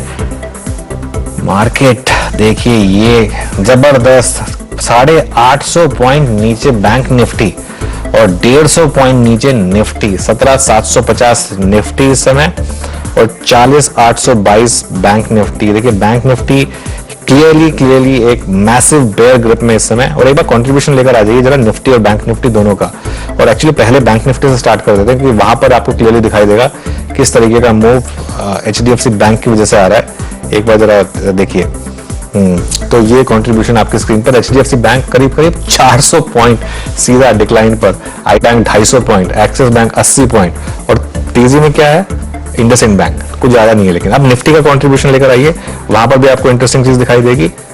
निफ्टी इस समय दिखा रहा है आपको 17,800। अच्छा, एक बहुत इंटरेस्टिंग चीज हो रही है, एचडीएफसी बैंक 45 पॉइंट, आईसीआईसीआई 43, ये में क्या है 4-5 बड़े हेवी वेट्स हैं जिनकी वजह से मार्केट गिर रहा है, लेकिन आईटीसी, टाटा मोटर्स वगैरह सपोर्ट कर रहे हैं। वीरो मॉर्निंग लो, अब मॉर्निंग लो का ध्यान रखें, ये टिपिकल वो मार्केट है जिसमें एक्सपायरी वाले दिन कोलैप्स और उसके बाद उस कोलैप्स को एक्सटेंड किया और यहां से मार्केट घूम सकता है। मिड कैप इंडेक्स जबरदस्त घुमा है, एक बार मिड कैप इंडेक्स लेकर आइए, मार्केट की ब्रेथ खराब नहीं है, निफ्टी की भी ब्रेथ खराब नहीं है। ये देखिए मिड कैप इंडेक्स करीब 1.5% ऊपर है, 85 पॉइंट ऊपर है, और एडवांस लिक्विडिटी रेशियो 1.6:1 का है, और निफ्टी अब फटाफट एकदम से आ गया 17,822 के ऊपर। आज के लो से अच्छी खासी स्विंग दे दी इसने आपको, और आज का लो था क्या बोला 17,747, 17,747 से 18,221। एक बार निफ्टी का चार्ट लेकर आइए, रिकवरी फ्रॉम लो वाला, अभी 9-20 भी नहीं हुए और इतने बीच में ही मार्केट ने इतना आपको स्विंग दिखा दिया है। यहां पे अब मॉर्निंग लो सिग्निफिकेंट है, मॉर्निंग लो अगर बचता है या नहीं 62 पॉइंट नीचे, लेकिन 800 पॉइंट बैंक निफ्टी गिरा था, अब 600 पॉइंट नीचे है। एफएनओ में क्या स्पॉट किया वीरो? जब 100 डेमा तोड़ने के बाद बैंक निफ्टी लगभग आप समझ लीजिएगा कि 41,300 से नीचे कितना पॉइंट गया 750, यानी करीब 300, 400, 500, 550 पॉइंट नीचे का लो लगाकर बैंक निफ्टी आया है। याद रखिएगा ये इस दौर का नया लो है पोस्ट अक्टूबर 2022, और 805, 17,805 बैंक निफ्टी का लेवल, यानी ये भी इस दौर का जो हम 23 दिसंबर के बाद के बेस की बात कर रहे थे उसका लो भी टूटा आज, जो वो 777 था ना 17,774, वो रेंज टूटी आज। लेकिन अदानी ग्रुप के स्टॉक्स का मुझे फोकस किया, इसमें आप एसीसी को भी इंक्लूड कर दीजिए। आपकी स्क्रीन पे 2102, यानी ये एसीसी अब 13 दिसंबर से लेकर अब तक लगभग जनाब 650 रुपए टूट चुका है। और अगर आप देखिए जिन स्टॉक्स में पेन है, अंबुजा सीमेंट्स 450 डे लो, इस दौर का नया लो, और सितंबर 2022 का लो रिविजिट कर चुका है ये स्टॉक। तो अदानी समूह के स्टॉक्स में कोई राहत नहीं है। और एक और चीज आपको याद होगा, यूएसएल पोस्ट अर्निंग्स शुक्रवार को, माफ कीजिएगा बुधवार को प्राइस डैमेज हुआ था। अब मैकडॉवेल्स पे आपकी स्क्रीन पे 24 जून के बाद मतलब सबसे लोवेस्ट क्लस्टर पे आके ट्रेड कर रहा है। लगभग जो इसकी 1.5-2 साल का बेस है उसके पास आ चुका है। और सॉफ्टनेस और जिन स्टॉक्स में है, ICICI bank at 200-day exponential moving average. ये बैंकिंग का डैमेज जो है वो आईसीआईसीआई बैंक को 840 पर यानी इसके एग्जैक्टली 200 डे पर लिया है। और जहां पे स्ट्रेंथ है जैसे कि अनुज ने कहा यहाँ पे it's Auto, Bajaj Auto, Tata Motors, Ashok Leyland, doctor Reddy's, post numbers और साथ ही साथ अगर आप देखें फार्मा स्पेस में एक सिप्ला जो कि थोड़ा ठीक ठाक करता हुआ। अनुज बिल्कुल 17,817 इस समय निफ्टी। देखिए थोड़ा मार्केट को अब स्टेबलाइज होने देते हैं और फिर देखते हैं यहाँ से किस तरह के ट्रेड्स आ रहे हैं। लेकिन अदानी समूह में अभी भी डिक्लाइन है 4.5%, अदानी पोर्ट्स और 4% अदानी इंटरप्राइजेस, और एचडीएफसी ग्रुप में जबरदस्त गिरावट है, एचडीएफसी और एचडीएफसी बैंक। इनफैक्ट अब HDFC bank month to date negative हो गया है, वो जो पूरी की पूरी रैली थी ऑलमोस्ट स्वाहा होने जा रही है वो। आईसीआईसीआई बैंक का रेट है 835। अब आईसीआईसीआई बैंक पर थोड़ा ध्यान रखिए क्योंकि 200 डे मूविंग एवरेज है 830 और अब हमें 835 पर। ये जो रैली का लीडरशिप स्टॉक था ये 200 डे मूविंग एवरेज पर करेक्ट हुआ। अब ये यहां पर रुक रहा है कि नहीं ये बहुत जरूरी होगा। यहां नहीं रुका तो मार्केट की दिक्कत बढ़ेगी, यहां रुक गया तो मार्केट आपको शायद थोड़ी रिकवरी भी दिखा दे, तो देख लेते हैं। लेकिन जैसे मैं कह रहा था मेरा बेस केस अजम्पशन ये है कि नॉर्मली एक एक्सपायरी के दिन अगर बड़ी डिक्लाइन आए और अगर आप फ्राइडे को पहले 15-5 मिनट में अगर उस लो को तोड़ दें आप, तो वहां पर उसके बाद फिर वीक शॉट्स आते हैं और सारे के सारे वीक लॉन्ग्स आउट हो चुके होते हैं। और अगर फिर उस दिन का लो बच जाए तो आज का लो जो है वो अब 17,747 वो एक सैक्रोसैंक्ट हो गया है। अगर आप एक बहुत ही अग्रेसिव ट्रेडर हैं, बहुत ही अग्रेसिव ट्रेडर हैं, तो ये आपके लिए शायद एक रिस्क रिवॉर्ड बन जाए जहां पर आप इस डे लो के हिसाब से एटलीस्ट इंडिविजुअल स्टॉक में तो लॉन्ग ले ही सकते हैं और इंडेक्स में भी ट्राई कर सकते हैं। चलेगी तो अच्छी चलेगी, नहीं चलेगी तो आपका लॉस जो है वो काफी लिमिटेड होगा। लेकिन अब अपने एक्सपर्ट्स को जोड़ना शुरू करते हैं और ट्रेड्स लेते हैं। सबसे दादा जी आपसे स्टार्ट करेंगे, बताइए लॉन्ग या शॉर्ट? लॉन्ग होना चाहिए स्टॉक मेरे ख्याल से यूपीएल, लगता है यहाँ पे एक अपनी मिलना चाहिए। ट्रेड कर रहा है 745 के आसपास यूपीएल, स्टॉप होगा 740, टारगेट होगा 755 यूपीएल। ओके यूपीएल यहाँ पर बाय करना है 745 यूपीएल पर। एक्चुअली बहुत इंटरेस्टिंग, इवन वेडनेसडे को भी एक बीटीएसटी अप्रोच आई थी क्योंकि जिस तरीके से स्टॉक इनहेरेंट स्ट्रेंथ दिखा रहा था, तो यूपीएल में बाय बनता है इस समय। अब चंदन भी कनेक्ट होंगे हमारे साथ। चंदन गुड मॉर्निंग, बताइए आपकी ट्रेड। बिल्कुल गुड मॉर्निंग अनुज जी। देखिए बाजार में ओनली ऑटो थीम चल रही है और लास्ट ट्रेडिंग सेशन को जो अपना बीटीएसटी ट्रेड था उसमें बजाज ऑटो था और ऑटो यहाँ पे परफॉर्म करेंगे। अब नए ट्रेड के लिए मैं परसिस्टेंट पे फोकस करूंगा। परसिस्टेंस और आईटी काउंटर यहाँ पे होल्ड कर रहे हैं। परसिस्टेंट खरीदारी की सलाह रखेंगे। 4,560 का सपोर्ट है, ऊपर में 4750 के टारगेट बनने चाहिए। ठीक हो रहा है परसिस्टेंट सिस्टम, याद रखिएगा आपकी स्क्रीन पर आप देखें ये बाइंग है 4633। और एक और मैं अलर्ट दे दूं यहाँ पे आपको, जो रोलोवर्स टू फेब जो बहुत स्ट्रॉन्ग रोलोवर्स थे उसमें परसिस्टेंट शामिल था, याद रखिएगा 78% रोलोवर थे और शॉर्ट कवरिंग आप देखें सारी की सारी इस स्टॉक में हुई। ये फिगर देनी जरूरी थी। अमित सेठ जी आपके ट्रेड पिक करेंगे। जी गुड मॉर्निंग विनीत जी मेरा टॉप पिक इस समय रहेगा हीरो मोटोकॉर्प। हीरो मोटोकॉर्प का स्ट्रक्चर काफी पॉजिटिव लग रहा है। लाइन चार्ट पे देखे तो इस पे अपना रेजिस्टेंस भी क्रॉस किया, मोमेंटम काफी पॉजिटिव है। 2801 का प्राइस है, टारगेट्स लगभग रहेंगे 2860 रुपए के, स्टॉप लॉस रहेगा 2770 पर। चलिए तो हीरो मोटोकॉर्प पर आपको दाम लगाना है, ये अमित जी की कॉल। सतपुत्र जी आपकी ट्रेड। अनुज जी देखिए मुझे लगता है कि आज ऑटो सेक्टर में जिस तरह से ट्रैक्शन है उसमें जो सबसे बढ़िया है वह है Mahindra and Mahindra. Is a long 1345 पर ये फ्यूचर में ट्रेड हो रहा है, तो इसे लॉन्ग करे 1330 दिन के लो के स्टॉप लॉस के साथ। सामने जो टारगेट सेट करना है आपको वो रहेगा 1380 का, 1380 से लेके 1400। मुझे लगता है यहां तक का स्विंग एमएनएम में मिलेगा। ऑटो आज सब पे भारी। एमएनएम अगर आप देखें 1346 पे राजेश सतपुते जी की कॉल है जनाब, आपकी स्क्रीन पे गई है 1346 पे ऑन एयर रहा है। राजेश पालविया जी आपका conviction trade post opening. Viren ji Hindalco पे फोकस है। लास्ट सेशन में भी देखे तो लोअर साइड से एक रिकवरी बनी थी और जिस तरीके से हिंडाल्को यहाँ पे प्लेस्ड है, हमें लगता है स्टॉक में जिस लेवल के आसपास ट्रेड करा है ये कि इसका इमीडिएट रेजिस्टेंस एरिया ब्रेकआउट यहाँ पे आते हुए दिख सकते हैं। 510 तक की अपसाइड हमें लगता है आते हुए दिख सकती है। 510 515 के टारगेट के लिए हिंडाल्को फ्यूचर बाय किए जा सकते हैं। स्टॉप लॉस होगा यहाँ पे करीब 489 के आसपास। ओके चलिए ठीक है, तो ये इस समय आपको बेट लगाना है हिंडाल्को के ऊपर। देखिए ऑटोज और मेटल्स दोनों में तेजी है आज, बहुत इंटरेस्टिंग। बेटी जी आपकी ट्रेड। हाँ जी अनुज जी टीवीएस मोटर्स पे सलाह रहेगी वापस खरीदने की, जिस हिसाब से मूव प्राइस एक्शन दिख रहा है टीवीएस मोटर्स पे, और जिस हिसाब से ऑटो में मूव दिख रहा है बजाज ऑटो और हीरो मोटो में बहुत शानदार एक मूव देखने मिला है। मुझे लगता है कि टीवीएस में अभी भी एक कैचअप रैली किया जा सकता है। 2025 का एक एसएल लगाकर अब इसमें खरीदारी की सलाह रहेगी फॉर अ टारगेट ऑफ 1090। चलिए देखिए, मार्केट अब इस समय थोड़ा सा कोलैप्स कर रहा है फिर से एक बार, और जो मॉर्निंग लो है उस पर ध्यान रखिए खासतौर से 17,747 वो एकदम स्ट्रिक्ट लाइन इन सैंड होना चाहिए आपके लिए। 17,769 इस समय निफ्टी का लेवल। बैंक निफ्टी पर वापस लेकर आइए। बैंक निफ्टी अमेरिका से लो थोड़ा दूर है, 40,910 इस समय, और बैंक निफ्टी का लो था 40,761। लेकिन क्लियरली बहुत प्रेशर है मार्केट के ऊपर, बहुत ज्यादा प्रेशर है, सेलिंग प्रेशर, और इसको किस तरीके से अप्रोच करना है यहाँ पर ये बहुत ही इंटरेस्टिंग होने वाला है। लेकिन फॉर नाउ बैंक निफ्टी में करीब 2% की गिरावट हुई। ध्यान रखिए ये 2% की गिरावट, ऑलरेडी जो 2% हम गिरे थे वेडनेसडे को, 2 से ज्यादा गिरे थे एक्चुअली वेडनेसडे को, उसके बाद है। वेडनेसडे को भी हम 1100 पॉइंट करीब बैंक निफ्टी पे गिरे थे, और उसके बाद अब एक बार फिर यहाँ पर गिर रहे हैं। और आईसीआईसीआई बैंक का कंट्रीब्यूशन देखिए अब 316 पॉइंट। एक बार आईसीआईसीआई बैंक वापस लेकर आइए, और वो जो 200 day simple moving average ICICI bank का उसके बहुत करीब, सिर्फ 4 रुपए दूर रह गए हैं उस लेवल से। और इसने इंडिकेशन ये पहले ही दे दिए थे एक्चुअली। एक बार जरा वो टेक्निकल चार्ट लेकर आइए और वो 200 डे मूविंग एवरेज की इंपॉर्टेंस समझा देते हैं वहां पर, क्योंकि कितने टाइम के बाद आईसीआईसीआई बैंक अपना 200 डे मूविंग एवरेज टेस्ट करने वाला है। ये देखिए, ये जो फेब 22 से रैली स्टार्ट हुई थी, जो पिछले बजट के बाद एक रैली स्टार्ट हुई थी, उसके बाद इस स्टॉक ने कभी भी अपना 200 डे मूविंग एवरेज टेस्ट नहीं किया, कभी भी, पूरे एक साल में। और अब जाकर ये 200 डे मूविंग एवरेज को टेस्ट कर रहा है।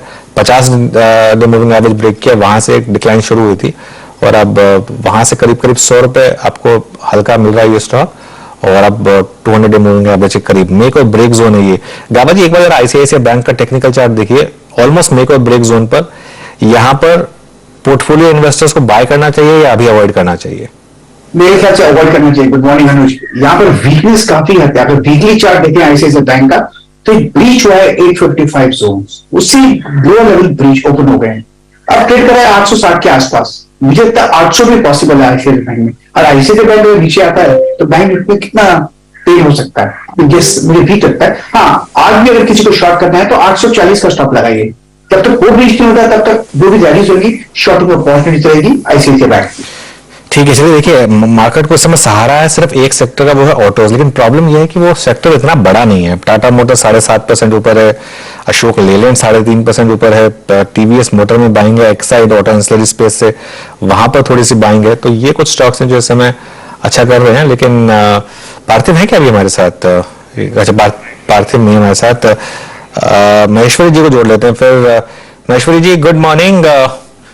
बैंकों में इतना पैनिक, आपका क्या व्यू है अब इस समय, ये खासतौर से आईसीआईसीआई बैंक को लेकर? जी, जो ज्यादा पैनिक देखने को मिल रहा है, थोड़ा सा अब लोग प्रॉक्सी प्ले कर रहे हैं कि अडानी ग्रुप के जहां पे एक्सपोजर है बड़े बैंक्स का, तो थोड़ा सा वहां लिक्विडेशन आ रहा है। दूसरी बात यह कि जैसे आपको मालूम है कि जो बैंकिंग एक एज अ सेक्टर है जिसका सबसे ज्यादा वेटेज है निफ्टी में, तो ऐसा नहीं हो सकता कि मार्केट खराब हो और उसको लीडरशिप निफ्टी बैंक निफ्टी की ना हो। तो वही देखने को मिल रहा है कि जो लिक्विडेशन ज्यादा से ज्यादा हो रहा है, जो शॉर्ट पोजीशन बन रही है वो बैंक निफ्टी में बन रही है, क्योंकि आईटी सेक्टर जो सेकंड वेटेज है उसमें भी शॉर्ट पोजीशन नहीं बन रही है, क्योंकि जो डॉ जोन है या नास्डैक है वहां पर परफॉर्मेंस शुरू हो गया है दोबारा से आईटी स्टॉक्स का। तो बचा जो एक सेक्टर जो बीयर्स की ग्रिप में आ गया है वो है बैंकिंग सेक्टर। तो इसलिए आप देख रहे हैं बैंकिंग स्टॉक और पर्टिकुलरली जो प्राइवेट सेक्टर बैंकिंग स्टॉक है वहां पे काफी लिक्विडेशन है compare to PSU banking stocks के। और मेरा मानना है ये जो अभी सेल ऑफ का दौर चल रहा है ये थोड़ा अभी और जारी रहेगा।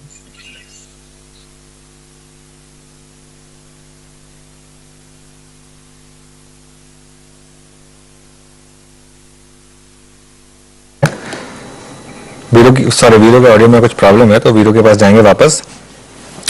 निफ्टी ने मॉर्निंग लो ब्रेक कर दिया अब अपना, और एक बार जरा देखते हैं निफ्टी इस समय 156 पॉइंट नीचे 17,736। जबरदस्त क्रंचिंग डिक्लाइन है ये, इसको और कुछ तरीके से निकाला था। अच्छा, एक और चीज हो रही है अब आईटी स्टॉक्स नीचे लेके जा रहे हैं मार्केट को। एक बार स्टॉक्स लेकर आई टीसीएस का इंटरडे देखिए, निफ्टी आईटी देखिए, वो निफ्टी आईटी ग्रीन में खुला था वो रेड में आ गया। टीसीएस इस समय करीब डे लो पर इन्फोसिस अभी भी ग्रीन में है, लेकिन डे लो की तरफ जा रहा है इन्फोसिस। और even some of the defensive stocks जो हैं उनमें भी थोड़ी सी करेक्शन आपको देखने को मिलेगी। हिंदुस्तान यूनिलीवर हो गया, नेस्ले हो गया, ये कुछ स्टॉक्स है जहां पर एक थोड़ा सा आपको डिक्लाइन देखने को मिलेगा। लेकिन निफ्टी फिर घूम रहा है डे लो से 17,780 से घूम रहा है। और उसके अलावा एक दो और स्टॉक्स देख लेते हैं और उसके बाद वीरू के पास वापस जाएंगे। बजाज फिनसर्व में थोड़ी सी बाइंग है और आईटीसी में बाइंग है। आईटीसी पिछले 2-3 दिन से कोशिश कर रहा है मार्केट को एक सपोर्ट देने की। ये फिनसर्व में देखिए अच्छी खासी बाइंग है। फिनसर्व करीब करीब 1% ऊपर और आईटीसी करीब करीब 1.5% ऊपर, लेकिन मार्केट पर अच्छा खासा प्रेशर और मिड कैप इंडेक्स भी थोड़ा सा रेड में। वीरू जी हाँ, आज मैं हंसी मजाक में आशीष से यही बात कर रहा था कि इस संसार में आज दो ही प्राणी सुखी हैं, एक नीरज जी और मानस, दोनों छुट्टी पे हैं इस टर्बुलेंस से दूर। आपकी स्क्रीन पे 17,774, निफ्टी अगर आप देखें डे लो पे गया 17,720 का, यानी इस दौर का नया लो लगा के आया। एक चीज मैं आपको बस संकेत मात्र पे दिखाना चाहूंगा, इस वीकली कॉन्ट्रैक्ट में जिसमें हम ट्रेड कर रहे हैं पुट राइटर नाम की कोई चीज नहीं थी जिसने कॉल किया हो जनाब कि नहीं ये बाजार का सपोर्ट है। सब कॉल राइटर्स थे 18,000 18,100 पे। एक बार आप वो मंथली पिरामिड लेके आएंगे डायरेक्टर साहब प्लीज। 17,700 के नीचे क्या है, 17,800 पे याद रखिएगा फर्स्ट लाइन ऑफ डिफेंस था हमारे पास, वो पुट राइटर था मंथली कॉन्ट्रैक्ट में। उसके बाद बड़ा कहीं पर है तो दैट्स ओनली अगर आप देखें 17,500, तो शायद क्लोजिंग बेसिस पे इंट्राडे बेसिस पे 17,800 की 17,840 की इंपॉर्टेंस बहुत है। ये डायग्राम है मंथली कॉन्ट्रैक्ट का, याद रखिएगा, जिसमें हम बजट को फेस करेंगे। ट्रेवल ठीक ठाक क्या कर रहा है आपकी स्क्रीन पे, जरा प्लीज निफ्टी मेटल लिखे आइएगा। निफ्टी मेटल आपकी स्क्रीन पे 6718, वो स्पेस जिसने सबसे पहले स्ट्रॉन्ग रिकवरी दिखाई और अपना मॉर्निंग का हाई क्रॉस कर रहा है, that's I think Nifty metals लगभग 6711 पे। खैर अब मैं काम करता हूं, इंडेक्स से बाहर निकलता हूं, कुछ स्टॉक्स पर फोकस करते हैं। आईटीसी आपकी स्क्रीन पे करीब 1.5% ऊपर 342। It's a clear cut breakout, clear cut strength, clear cut अगर आप देखें ये बाजार की टर्बुलेंस से इस वक्त बिल्कुल दूर होकर ट्रेड करता हुआ। आप इसको कैसे रीड कर रहे हैं आईटीसी को 342.35 पर, राजेश पालवे जी? ये क्लियरली अगर आप देखें वो जो नवंबर से आपकी एक स्लोपिंग डाउनवर्ड चैनल थी उसको बाइसेक्ट करके ट्रेड करता हुआ, क्या मैसेज दे रहा है आईटीसी इस वक्त? बिल्कुल वीरेन जी, तो इस स्टॉक में अगर देखें तो ऑलमोस्ट 5 वीक का एक रेंज का ब्रेकआउट भी करते हुए दिख रहा है और जिस तरीके से स्टॉक में यहाँ पे आज बाइंग इंटरेस्ट बना है, हमें लगता है ये एक्सटेंड होते हुए दिख सकता है। 355 360 की तरफ आईटीसी का मूव कंटिन्यू होते हुए दिख सकता है। तो एक अच्छे कंसोलिडेशन का ब्रेकआउट यहाँ पे आते हुए दिखा है। पोजीशन यहाँ पे लॉन्ग साइड भी कैरी की जा सकती है। स्टॉप लॉस आप जो होंगे वो करीब 340 के आसपास होंगे। अपसाइड के टारगेट हमें लगता है 355 360 तक इसमें आते हुए दिख सकते हैं। तो एक बड़ी रेंज का ब्रेकआउट यहाँ पे ऑलमोस्ट 5 वीक का कंसोलिडेशन का होते हुए दिख रहा है। और आईटीसी ऑलरेडी अगर देखें तो ओवरऑल स्ट्रक्चर तो इसके बुलिश है। पिछले कुछ हफ्तों में हमने एक करेक्टिव मूव देखा और वापस से हमें लगता है अपने अप ट्रेंड को रिज्यूम करते हुए दिखेगा। तो यहाँ पे एक स्ट्रेंथ बिल्कुल क्लियरली विजिबल है और यहाँ पे लॉन्ग साइड का ट्रेड लिया जा सकता है। आईटीसी में इस समय हो रही है बाइंग और वो भी जबरदस्त वाली बाइंग। काफी टाइम के बाद इस कंसोलिडेशन से थोड़ा सा बाहर आ रहा है। क्या ये मार्केट एज्यूम कर रहा है कि इस बार वैसे भी खैर अब जीएसटी आने के बाद ये सब जीएसटी के दायरे में आ जाता है मोस्टली, लेकिन क्या बजट में कुछ नहीं आने वाला है नेगेटिव? 2 दिन से आईटीसी में रैली हो रही है। ग्रीन बार देखिए इसकी, खटाखट क्या जबरदस्त ग्रीन बार बन रही है यहाँ पर। और महेश्वरी जी एक फंडामेंटल व्यू दीजिए आईटीसी पर। जी, जैसा इनफैक्ट हम पहले भी देख रहे थे कि एफएमसीजी स्टॉक एक थोड़ा सा अभी डिफेंसिव प्ले के तौर पर सामने आएगा। और हाँ, आपको ध्यान हो हमने पिछले शो में भी कहा था कि एचयूएल में बड़ी जो गिरावट आ गई उसके बाद बाय करना चाहिए और ऐसा ही मेरा व्यू आईटीसी पे भी रहेगा, क्योंकि आप जो कंजम्पशन का एक में जो राइज देखने को मिल रहा है रूरल साइड से, वो एक बड़े सेवियर रहेंगे आईटीसी और एचयूएल के लिए। क्योंकि मेरा मानना है जो इन्फ्लेशनरी जो फियर थे अब धीरे धीरे वो कम हो रहे हैं, रॉ मटेरियल के प्राइसेस भी कंट्रोल में, but at the same time जो फिनिश प्रोडक्ट के प्राइसेस हैं, चाहे आईटीसी हो या गॉडफ्रे फिलिप्स जैसी कंपनी हो या एचयूएल है, उन्होंने किसी ने अपने दाम कम नहीं किए। तो मेरी सलाह रहेगी बिल्कुल आईटीसी और एचयूएल दोनों में इस लेवल पे एक्यूमुलेशन करने का, और ये बिल्कुल आपके लिए एक हेज है मार्केट में जो वोलेटिलिटी है उसको लेकर भी। ओके बिल्कुल, चलिए तो ये एक हेज रहेगी आपके लिए इस मार्केट में, क्योंकि मार्केट इसमें काफी नीचे है तो इसको हेज करके चलना बहुत जरूरी है आपके लिए। चलिए अब एक काम करते हैं, अब चार का चौका का सीक्वेंस आपको बता देते हैं। सस्ता ऑप्शन सबसे पहले राजेश पालिया जी की तरफ से आएगा। एफएनओ सुपरस्टार के लिए हम जोड़ेंगे चंदन तापरिया जी को। चार्ट का चमत्कार के लिए जाएंगे आशीष बहेती जी के पास, और मिड कैप फंडा फाइनली वो आपको मिलेगा आशीष महेश्वरी जी की तरफ से। मार्केट में 2-3 स्टॉक्स, अच्छा एक इंटरेस्टिंग चीज हो रही है, एक बार अल्ट्राटेक सीमेंट लेकर आइए स्क्रीन पर, और अल्ट्राटेक सीमेंट में इस समय थोड़ी सी बाइंग है। अब क्या पैसा थोड़ा सा अंबुजा से निकलकर अल्ट्राटेक में जा रहा है, क्या ये फैक्टर है? रिलायंस लेकर आइए एक बजरा, मार्केट में जो पिछले 15 मिनट में डिक्लाइन आई है उसका कारण है रिलायंस, और ये देखिए क्या जबरदस्त लो। इनफैक्ट रिलायंस का एक बार थोड़ा सा लंबा चार्ट लेकर आएंगे। अब 8% गिर चुका है रिलायंस, इस महीने 8% गिरा है रिलायंस। बहुत रेयरली होता है कि आप इस तरीके का मूव रिलायंस में देखते हैं, और मैं एक थोड़ा सा लंबा चार्ट देखता हूँ रिलायंस का, क्योंकि एक महीने में हम करीब 8% हो चुका। हाँ, ये बहुत ही इंपॉर्टेंट लेवल है क्लोज के हिसाब से, क्योंकि सितंबर 28 को जब मार्केट बॉटम हुई थी, तब रिलायंस भी जब बॉटम हुआ था तो उस समय उसका क्लोजिंग लो था 2325 उसका क्लोजिंग लो था 29 सितंबर को, और अब हमें 2342 पर, तो बहुत करीब है। ये देखिए वो चार्ट पर आपको बहुत ही ब्यूटीफुली दिखाई देगा कि अगर स्टॉक यहाँ पर बॉटम डबल बॉटम बना रहा है कि नहीं बना रहा है, बहुत मेक और ब्रेक लेवल। इनफैक्ट मार्केट के 2 सबसे बड़े स्टॉक्स इस समय मेक और ब्रेक लेवल पर हैं। एक तो रिलायंस जिसकी हमने बात कर ली है, देखिए आपकी स्क्रीन पर आपको क्लियरली विजिबल है, एक लाइन ड्रॉ कर दीजिए, वो लाइन पर 3-4 बार उसने सपोर्ट लिया है और अब ऑलमोस्ट वहीं पर आ गया है। और दूसरा आईसीआईसीआई बैंक का, ये जो 2 स्टॉक्स हैं जो मार्केट के लीडर्स रहे हैं, इन दोनों स्टॉक्स में अब मेक और ब्रेक जोन इस समय। अच्छा, आईसीआईसीआई थोड़ा बाउंस किया है नीचे लेवल से 829.30 तक जाके, वो 200 डे मूविंग एवरेज से थोड़ा बाउंस किया आईसीआईसीआई बैंक, और आईटीसी का एक अच्छा खासा सपोर्ट इस समय मार्केट को मिल रहा है। तो ये कुछ स्टॉक्स हैं जो इस समय मार्केट को सपोर्ट कर रहे हैं। लेकिन एक काम करते हैं, फिर आप चार का चौका शुरू कर देते हैं। फिर पालवी जी आपके पास आते हैं सबसे पहले सस्ता ऑप्शन के लिए। तो अनुज जी ऑटोमोबाइल पे फोकस है और उसमें हमें लगता है कि अशोक लीलैंड पे फोकस करना चाहिए। ये स्टॉक भी अब अपने एक रेंज को ब्रेकआउट करने के लिए तैयारी करते हुए दिख रहा है। हमें लगता है 150 इसके लिए इंपॉर्टेंट लेवल है, और आज के सेशन में ओपनिंग के बाद से 150 के लेवल को होल्ड आउट करते हुए दिख रहा है। तो जिस तरीके से स्टॉक में आज ओपनिंग के बाद से एक्शन बना है, हमें लग रहा है 155 का कॉल ऑप्शन यहाँ पे बाय किया जा सकता है, जो कि करीब ट्रेड कर रहा है ₹3.90 के आसपास। इसमें लॉन्ग साइड का ट्रेड लिया जा सकता है। स्टॉप लॉस रखें यहाँ पे करीब ₹2.50 का, और अपसाइड के टारगेट इसमें आना चाहिए करीब ₹7 से ₹8 तक के। तो अशोक लीलैंड 155 का कॉल ऑप्शन बाय करने की सलाह है। अशोक लीलैंड का 155 का कॉल ऑप्शन बाय करना है आपको, ये समय सलाह आपके लिए। एफएनओ सुपरस्टार चंदन जी बताइए। जी अमित जी, देखिए बाजार का जो पूरा थीम है वो सिलेक्टिव ऑटो और आईटी पॉजिटिव है, बाकी सब कुछ गिर रहा है। बैंकिंग यहाँ पे वीक है, दूसरे सेक्टर परफॉर्म नहीं कर रहे हैं। तो यदि आपको लॉन्ग साइड में जाना है तो ऑटो और आईटी में से स्टॉक ढूंढना पड़ेगा।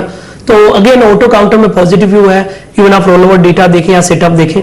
काफी स्टॉक से हम बात की, एक टीवीएस मोटर है जो एक प्रिफर्ड पिक है। ये स्टॉक जरूर पिछले 2 महीने से हल्के से डिप देखने को मिले, बट अब एक मेजर सपोर्ट से इसने रिवर्सल देखा है। कहीं ना कहीं एक बुलिश डाइवर्जेंस यहाँ पे मैकेनिकल इंडिकेटर और प्राइस के साथ देखने को मिल रहा है। रोल ओवर का डेटा भी यहाँ पे ठीक था, नीचे में पुट राइटिंग वापस एक्टिव हो रही है, तो भी लगभग 1050-55 के आसपास चल रहा है। 1030 का स्टॉप लॉस रहेगा, ऊपर में 1100-1110 तक के टारगेट यहाँ पे बनने चाहिए। फिर टीवीएस मोटर्स आज ऑटो ऑटो और ऑटो। अब चलते हैं आशीष बहेती जी के पास चार्ट के चमत्कार के लिए। आशीष जी, आपके पास भी ऑटो है या कुछ और है? जी वीरेंद्र जी, ऑटो पे ही नजर थी, लेकिन सेकंड पिक रहेगा मेरा टाटा स्टील में। पूरे जनवरी सीरीज में बहुत अच्छा रैली देखा हमने, ऑलमोस्ट 110 से 123 तक के लेवल्स टाटा स्टील में देखने मिले। और जिस तरह के रोलोवर्स हुए 92% के रोलोवर्स काफी इंप्रेसिव, और पूरे मेटल सेक्टर में रोलोवर्स काफी अच्छे दिख रहे हैं। नेशनल एल्यूमिनियम और जिंदाल में तो 97% के रोलोवर्स थे। मुझे लगता है कि फरवरी मंथ सीरीज में एक अच्छा मूवमेंट देखने मिल सकता है टाटा स्टील में। तो 119 का स्टॉप लॉस लगाकर खरीदारी की सलाह रहेगी इसमें, और target of 127। Okay, Tata steel 122.15 पे डे हाई पर ट्रेड करता हुआ, माफ कीजिएगा डे हाई पे नहीं, डे हाई इसका था 123.40 पे, करीब वहां से देखिए 120 पे से नीचे है। यस, बट इस बाजार में जो कि ऑलमोस्ट इतनी बुरी परिस्थिति में है, बिलो 100 डिमा ट्रेड करता हुआ टाटा स्टील, याद रखिएगा अपने even shortest moving average 10 Dima के ऊपर ट्रेड कर रहा है। तो ये एक प्रकार की अलग ही प्रकार की स्ट्रेंथ है। आशीष बहेती जी के पास चलते हैं और माहेश्वरी जी के पास चलते हैं मिड कैप फंडा के लिए। आशीष जी क्या पिक किया आपने? मेरा एक पिक रहेगा, एक मिड कैप आईटी स्टॉक है, डायनाकॉन सिस्टम, DSSL के नाम से जाना जाता है। 670 करोड़ मार्केट कैप है कंपनी का, और पिछले कुछ क्वार्टर्स में जो परफॉर्मेंस में इंप्रूवमेंट आया है उसके कारण से मैं इसको बाय रिकमेंड कर रहा हूँ। जैसे जून क्वार्टर में उनका जो टॉप लाइन था 160 करोड़ था, और सितंबर क्वार्टर में करीब 250 करोड़ हो गया, और इस क्वार्टर में मेरा उम्मीद है करीब 300 करोड़ के ऊपर का टॉप लाइन कंपनी करेगी, क्योंकि कंपनी का जो डेटा सेंटर और सिस्टम इंटीग्रेशन और क्लाउड 3 मेजर वर्टिकल हैं वो काफी अच्छा परफॉर्म कर रहे हैं। यदि नंबर्स पे नजर डालें तो कंपनी का लास्ट ईयर का जो मुनाफा था वो करीब 16 करोड़ का था, और लास्ट 2 क्वार्टर में कंपनी ने 13 करोड़ ऑलरेडी अर्न कर लिए, और मेरा उम्मीद है कि यहाँ पर 30 करोड़ का प्रॉफिट कंपनी इस साल रिपोर्ट कर सकती है। छोटा शेयर कैपिटल है सिर्फ 11 करोड़ का, और 10 रुपए पेड अप स्टॉक है, तो कभी मुझे आईटी सेक्टर अच्छा लगता है और उसमें इस कंपनी पे बिल्कुल बेट किया जा सकता है। ओके, डायनाकॉन सिस्टम पर आपको बेट लगाना है, ये इस समय एक मिड कैप फंड है। चलिए चारों की चारों ट्रेड रिवाइज कर देते हैं आपके लिए। सबसे पहले पालवे जी ने अशोक लेलैंड, इसका आपको कॉल ऑप्शन सजेस्ट किया सस्ता ऑप्शन में, और ये आपके सामने स्क्रीन पर पालवे जी की कॉल 155 की कॉल लेनी है आपको, 4.5 रुपए पर अवेलेबल है, 7 और 8 रुपए की टारगेट, 2.5 रुपए का स्टॉप लॉस। एफनो सुपरस्टार चंदन तावड़िया ने दिया टीवीएस मोटर, तो आज ऑटोज का दिन क्लियरली टीवीएस मोटर पर दाम लगाया गया, 1100 और 1110 की टारगेट, 1030 का स्टॉप लॉस, 1063 इस समय स्टॉक का रेट। रहती जी भी लेना चाहते थे ऑटो स्टॉक, लेकिन क्योंकि 2 ऑटो स्टॉक हो गए तो उन्होंने टाटा स्टील पर दाम लगाया चार्ट का चमत्कार में, 122 रुपए का समय रेट, 127 का टारगेट, 119 का स्टॉप लॉस। और अभी आपने आशीष महेश्वरी जी से सुना उनका मिड कैप फंड का, अगर आप लॉन्ग टर्म इन्वेस्टर हैं या मीडियम टर्म इन्वेस्टर हैं तो डायनाकॉन सिस्टम्स यहां पर बाय करना है आपको 3.5% इस समय स्टॉक ऊपर, करीब 529 पर। मार्केट को एक बार रिविजिट करते हैं। मार्केट में देखिए आज 2-3 बड़ी थीम है। सबसे बड़ी थीम तो ऑटोज बहुत अच्छा कर रही हैं, और वहां पर लगातार बाइंग देख रहे हैं आप। टाटा मोटर्स, बजाज ऑटो, अशोक लेलैंड लगातार एफएनओ के टॉप गेनर्स बने हुए हैं। दूसरी बड़ी थीम है आईटीसी में अच्छी खासी बाइंग है। अच्छा, डिक्सन टेक लेकर आइए एक बार जरा। डिक्सन हमने एक्चुअली बात ही नहीं की इसकी। डिक्सन बहुत खराब नंबर से डिक्सन के 10% की टेम्परेरी फ्रीज के साथ इसने ट्रेड स्टार्ट की, और अभी आगे 15% की टेम्परेरी फ्रीज पर 2859 इस समय डिक्सन टेक का भाव। और ये एक्चुअली आज का एक्सीडेंट है, सबसे बड़ा एक्सीडेंट तो आज का ये है एक्चुअली। इंडस टावर भी करीब 6% नीचे है, और यूनाइटेड स्पिरिट्स वेडनेसडे को गिरा था, आज फिर गिरा। वेडनेसडे को बहुत क्रूशियल लेवल पे था वो, वहां से अब गिरा, और अब ये भी स्टॉक इस समय नीचे आता हुआ। तो ये 3-4 स्टॉक्स हैं जहां पर एक सेलिंग प्रेशर आप देख रहे हैं। महेश्वरी जी, आपने ट्रैक किया है कि डिक्सन को कोई व्यू यहां पर 15% नीचे लेंगे या फिर अवॉइड है?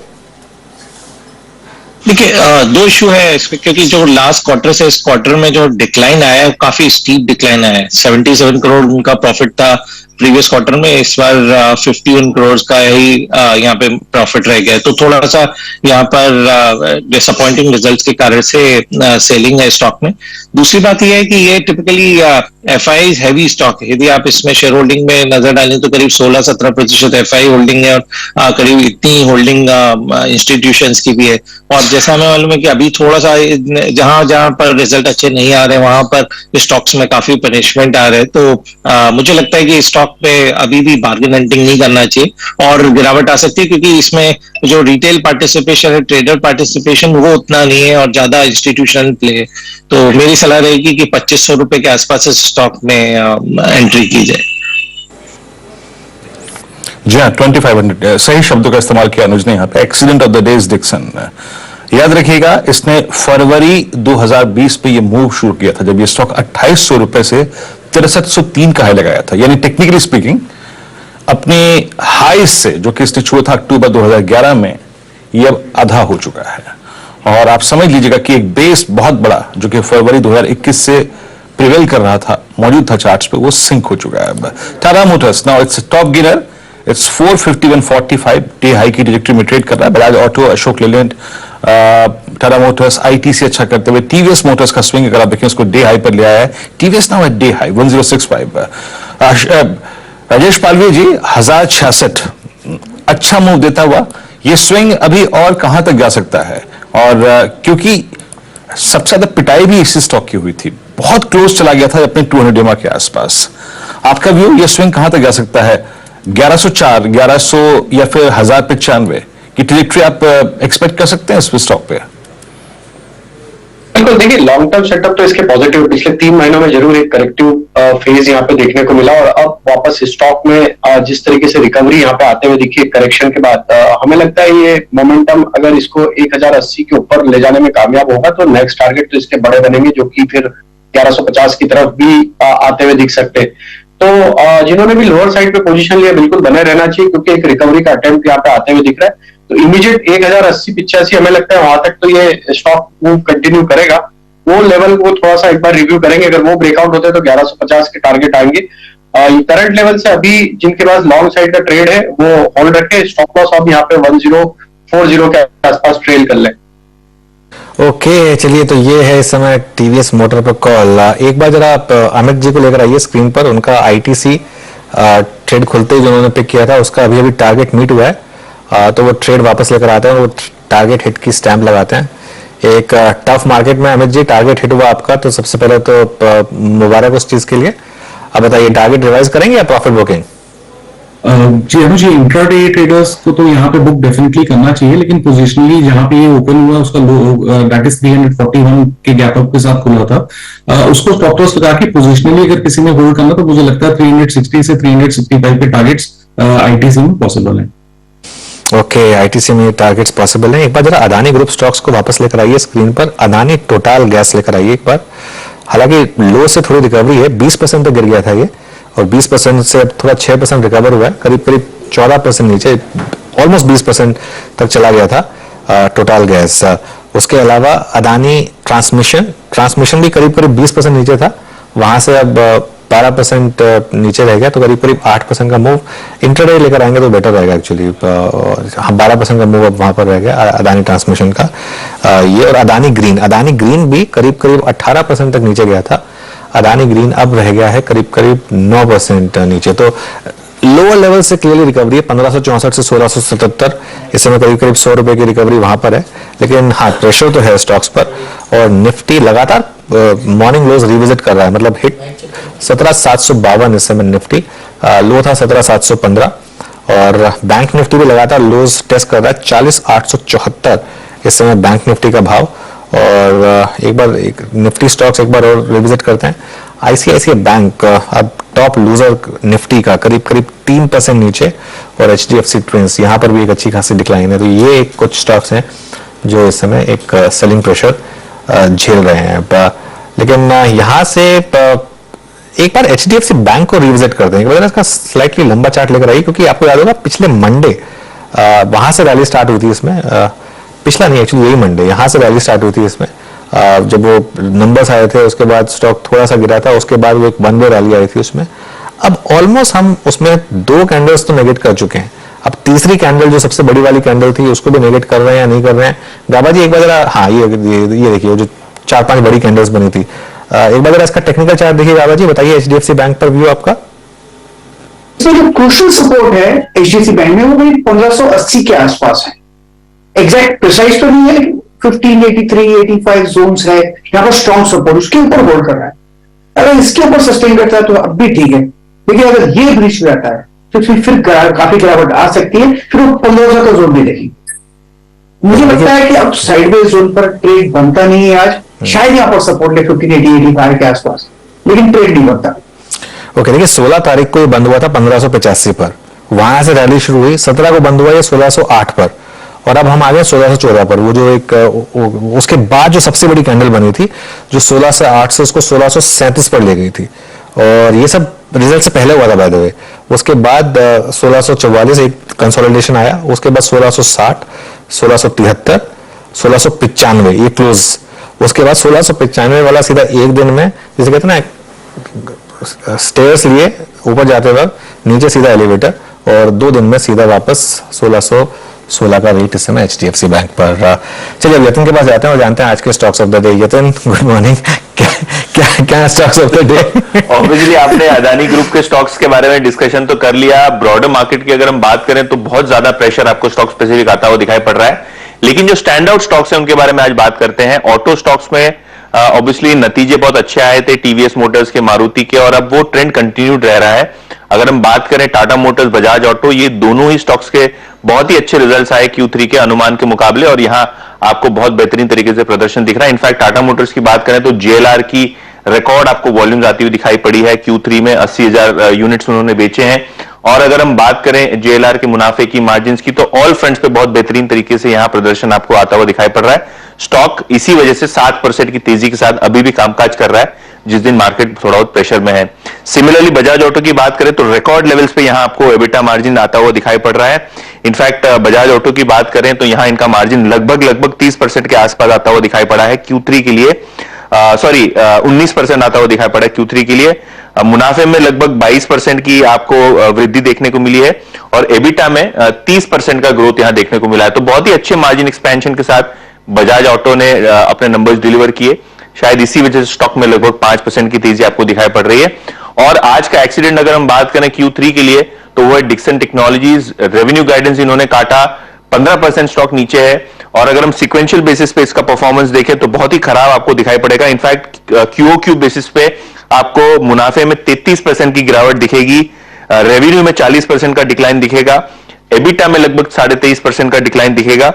मार्जिन्स भी अगर हम कहें तो थोड़े बहुत स्टेबल रहे हैं, लेकिन पूरा का पूरा परफॉर्मेंस जो है बिगड़ा हुआ दिखाई पड़ रहा है। इनफैक्ट मैनेजमेंट ने गाइडेंस के बारे में भी थोड़ा बहुत वीक ही आउटलुक दिया है, जिसके कारण स्टॉक में आज इस हिसाब से लगभग 18% अब स्टॉक नीचे दिखाई पड़ रहा है।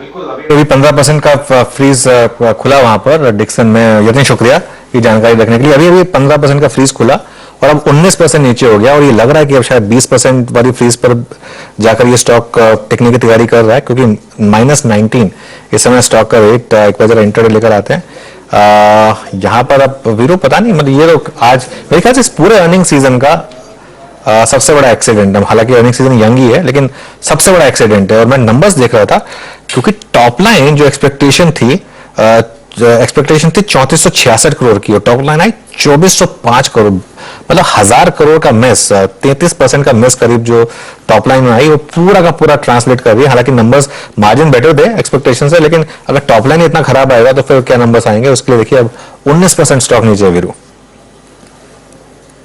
जी हाँ, और एक्सीडेंट ऑफ द डे 2740 पे अगर आप देखिए ट्रेड करता हुआ। अच्छा, एक चीज आप गौर करिए, कुछ देर से अगर आप देखें, ये प्रॉफिट बुकिंग शुरू हुई, शैडो थी, परछाई थी अदानी ग्रुप के स्टॉक्स, ठीक है। निफ्टी एक बार फिर डे लो पर है, इट्स 17,773 और लुक एट अदानी इंटरप्राइजेस, वो रिकवरी देखिए अगर आप देखें डे हाई की ट्रेजेक्टरी में जा रहा है। मतलब जहां से सॉफ्टनेस शुरू हुई थी आज, ये देखिए तो ये रिकवर कर रहा है। तो बाकी धड़े जो है वो धीरे धीरे कमजोर पड़ रहे हैं। लुक एट SBI, मैं SBI को देख रहा था अनुज, और SBI जो कि सोमवार को सारे एवरेजेस के ऊपर था, अभी कुछ देर पहले ही अगर आप समझ ले कि लगभग 200 डेमा की ट्रेजेक्टरी के नजदीक पहुंच गया था। 200 डेमा 550 पे प्लेस था और ये 555 अगर आप देखें और करीब 52 किलो लगा के आया।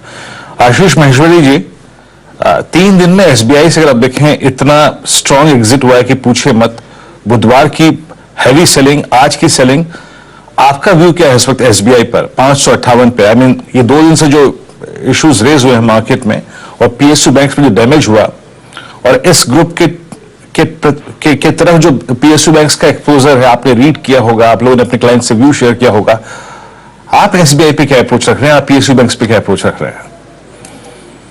ये थोड़ा सा जो सेलिंग है, इनफैक्ट ऐसा नहीं है सिर्फ अडानी ग्रुप के एक्सपोजर के कारण से ही इन बैंकिंग स्टॉक में सेलिंग आ रही है। इनफैक्ट जो सेलिंग हम बैंकिंग स्टॉक में देख रहे थे वो काफी समय से सेलिंग सेलिंग आ रही है और काफी समय से ये बियर ग्रुप में सारे बैंकिंग स्टॉक्स आ गए थे, पर्टिकुलरली PSU बैंकिंग स्टॉक। तो मेरा मानना है ये तो एक एडिशनल एक फैक्टर मिल गया है बियर्स को इन स्टॉक्स को सेल करने का। फंडामेंटली मुझे नहीं लगता कुछ इतना इशू है SBI के साथ में, पर चूंकि अभी एक सेंटिमेंट बियरिश है तो उसके कारण से स्टॉक में एक फॉल है। मेरी सलाह रहेगी 550 रुपए के आसपास SBI में दोबारा से एक्यूमुलेशन करने का, क्योंकि पिछले महीने स्टॉक में 610 615 के लेवल थे और तब सारे बाय रिकमेंडेशन आ रहे थे। बट अभी 550 रुपए मेरे हिसाब से एक अच्छा लेवल रहेगा SBI में दोबारा एंट्री करने का, क्योंकि फंडामेंटली मुझे कोई चैलेंज नजर नहीं आता। ओके, SBI में अगर आप लॉन्ग टर्म इन्वेस्टर हैं तो शायद अब जोन आ गया है बाय करने का। चलिए अभी काम करते हैं, अपने पूरे पैनल को स्क्रीन पर लेकर आते हैं और दोनों राजेश पालवे जी और सतपति जी, दोनों से मैं रिक्वेस्ट करूंगा कि आप बने रहें हमारे साथ अगले शो के लिए। महेश्वरी जी, गाबा जी, अमित जी और बहती जी, आप सबका शुक्रिया जुड़ने के लिए। ब्रेक लेंगे और ब्रेक के बाद 10 के दमदार ट्रेड्स।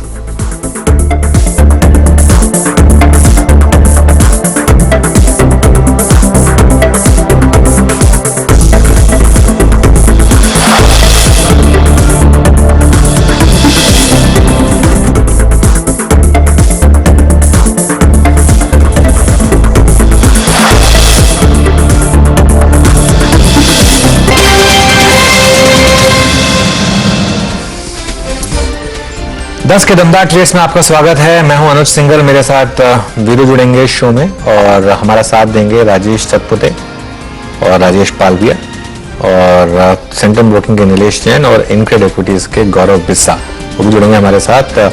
उसके बाद बाजार की बजट उम्मीदों पर मैक्स लाइफ इंश्योरेंस के डायरेक्टर और CIO मिहिर वोरा से करेंगे खास बातचीत। और इसके अलावा आज एक नतीजों पर भी हम एक बात करने वाले हैं और IGL के मैनेजिंग डायरेक्टर संजय कुमार जी से बात करेंगे उनके नंबर्स के ऊपर। लेकिन एक बार जरा पहले मार्केट का रुख, और लगातार मार्केट डी लो की ट्रेजेक्टरी में बना हुआ है। 17,747 इस समय निफ्टी, लो से कोई बहुत ज्यादा दूर नहीं, लो 17,715।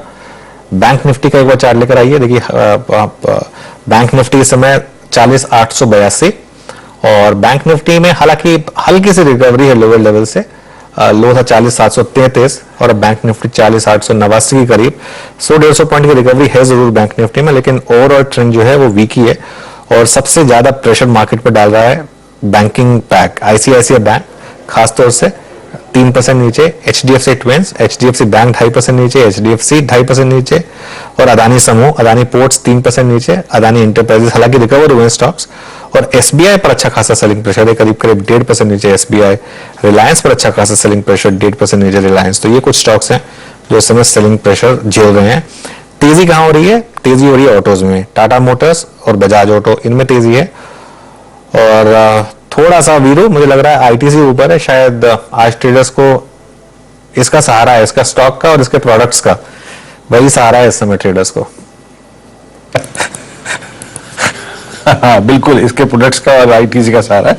अदरवाइज अगर आप देखें ज्यादा कुछ नहीं बाजार में, ये बिल्कुल सही करा। देखिए मार्केट्स अभी भी देर ट्रेजेक्टरी पे 17,728। एक काम करते हैं अनुज, कॉल्स लेते हैं फिर डिस्कशन करेंगे इंडिसेस पे। लेकिन अनुज, अब ये इस सेशन का अगर आप देखें ऑलमोस्ट हमारे पास 42-45 मिनट का कारोबार हो चुका है, 47 मिनट का।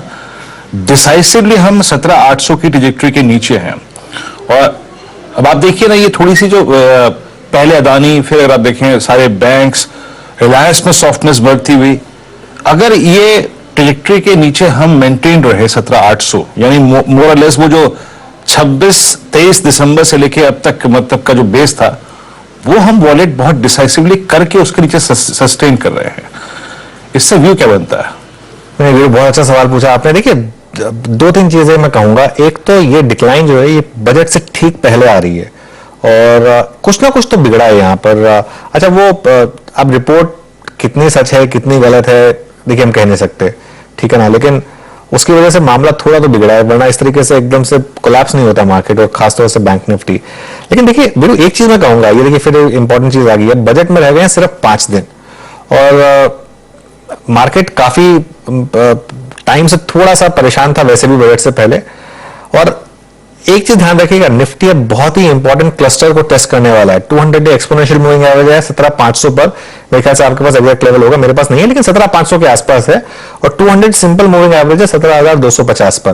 तो 17,250 से 17,500 का जो जोन है, अगर तो हम बजट में अगर उस जोन में जा रहे हैं और अगर बजट में कुछ बहुत ज्यादा नेगेटिव नहीं आया तो मार्केट के लिए कैटलिस्ट की तरह काम करेगा ये, क्योंकि ठीक है एक लेवल पे प्रॉब्लम है मार्केट में, लेकिन ऐसा थोड़ा ना कि पूरी की पूरी मार्केट ही खराब है। और देखिए वो 200 डे मूविंग एवरेज उसके काफी करीब है। हम पिछली बार यहीं से घूमे थे, 200 डे सिंपल मूविंग एवरेज से घूमे थे हम, और क्या जबरदस्त आपको निफ्टी ने ट्रेड दी थी उसके बाद। लेकिन अगर 200 day moving average, simple moving average अगर ये निकल गया यहाँ पे वीरू, तो मैं थोड़ा सा मार्केट में काफी कॉशियस हो जाऊंगा। और देखिए आज एक और चीज हुई है, शुरू में लग रहा था कि मार्केट ब्रेड्थ पॉजिटिव है, मिड कैप इतना नहीं गिर रहे हैं, लेकिन ये अब मार्केट इसको एक तरीके से एक सिस्टमिक रिस्क मान रहा है। जिस तरीके से मिड कैप इंडेक्स में अब कोलैप्स आ रहा है, 1% मिड कैप इंडेक्स गिरा है और 1:4 का एडवांस डिक्लाइन है वहां पर, ये एक थोड़ा सा मुझे परेशान कर रहा है। मतलब निफ्टी के लेवल तो ठीक है, 150 पॉइंट ऊपर नीचे हम सब समझते हैं कि इतना फर्क नहीं पड़ता, लेकिन मार्केट ब्रेड्थ और मिड कैप इंडेक्स का इस तरीके से कोलैप्स करना अभी पहले 45 मिनट के बाद, ये थोड़ा सा वरीसम है। जी हाँ, और याद रखिएगा दो चीजें पहले अलाइंड है, वो कुछ देर पहले मैं आपको मंथली पिरामिड दिखा था ना जनाब, एग्जैक्टली अगर मैं निफ्टी का, क्योंकि निफ्टी ने अभी फिर एक बार डे ओवरलेट किया, निफ्टी का अगर आप एक second 200 day exponential moving average देखें, वो प्लेस्ड है 17,535 पे ही, तो आप जो सबसे शुरुआती छोर पे 17,500 की पुट देख रहे हैं और 200 डे में ऑलमोस्ट एक जगह अलाइंड है, और जो छोड़ के आ चुके हैं हम 18,000 के बाद 17,800 एग्जैक्टली अगर आप देखें जो नेक्स्ट पिवट लेवल है या फिर नेक्स्ट सबसे महत्वपूर्ण सपोर्ट है वो उसी जोन में, इसीलिए अगर आप देखें उनसे मैंने प्रश्न किया था, और बैंक निफ्टी आपकी स्क्रीन पे याद रखेगा इतने बड़े डिफरेंशियल फ्रॉम 100 डे में, मतलब इतना बड़ा डिफरेंशियल तो हमने 3 अक्टूबर को भी नहीं देखा था। अब 100 डे से हमारा जो डिफरेंशियल है वो काफी बढ़ गया है। ओके, अब देखिए पिछले शो से हम एक कंफ्यूजन इस शो में और लेकर आए हैं, और वो है R1 R2, यानी राजेश सतपुते जी, राजेश पालवे जी, वो इस शो में भी हैं। राजेश पालवे जी, आपकी 2 कॉल्स क्या होंगे?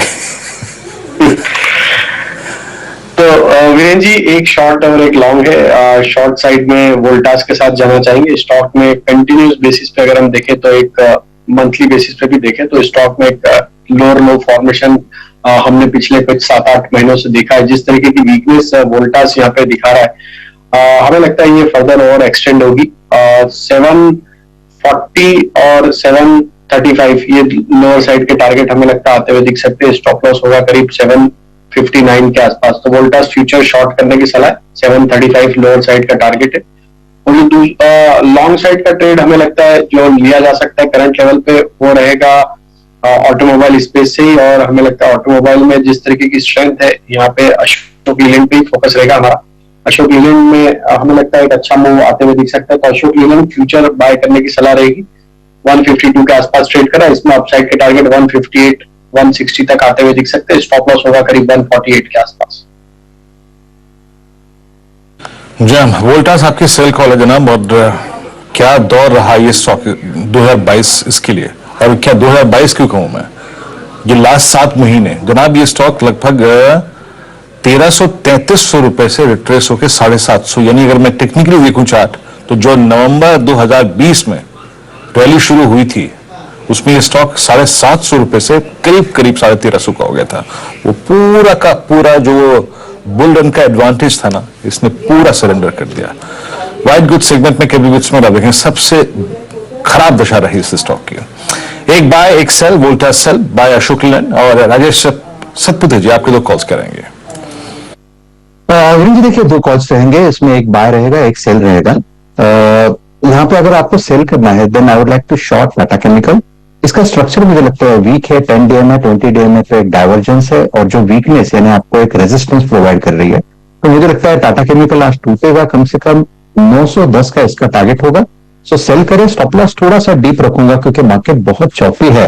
सो your stop loss should be at 960, so it's a sell in Tata chemical. Buy करूंगा मैं, देखिए कि हमने सुबह भी बात कि एफएमसीजी सेक्टर अच्छा है, तो उसमें से मेरा पिक रहेगा ब्रिटानिया। परसों भी अच्छा मूव देखा था, तो ब्रिटानिया बाय करूंगा। स्टॉप लॉस रहेगा 4370 का, और जो टारगेट मैं एक्सपेक्ट कर रहा हूं वो रहेगा 4500 प्लस।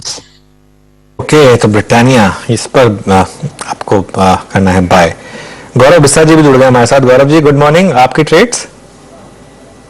Good morning. पहला जो रिकमेंडेशन होगा वो है बाय एजिस केमिकल में। यहाँ पे अगर आप देखेंगे, देखिए मैं एक सिंपल फिल्टर इस्तेमाल कर रहा हूँ।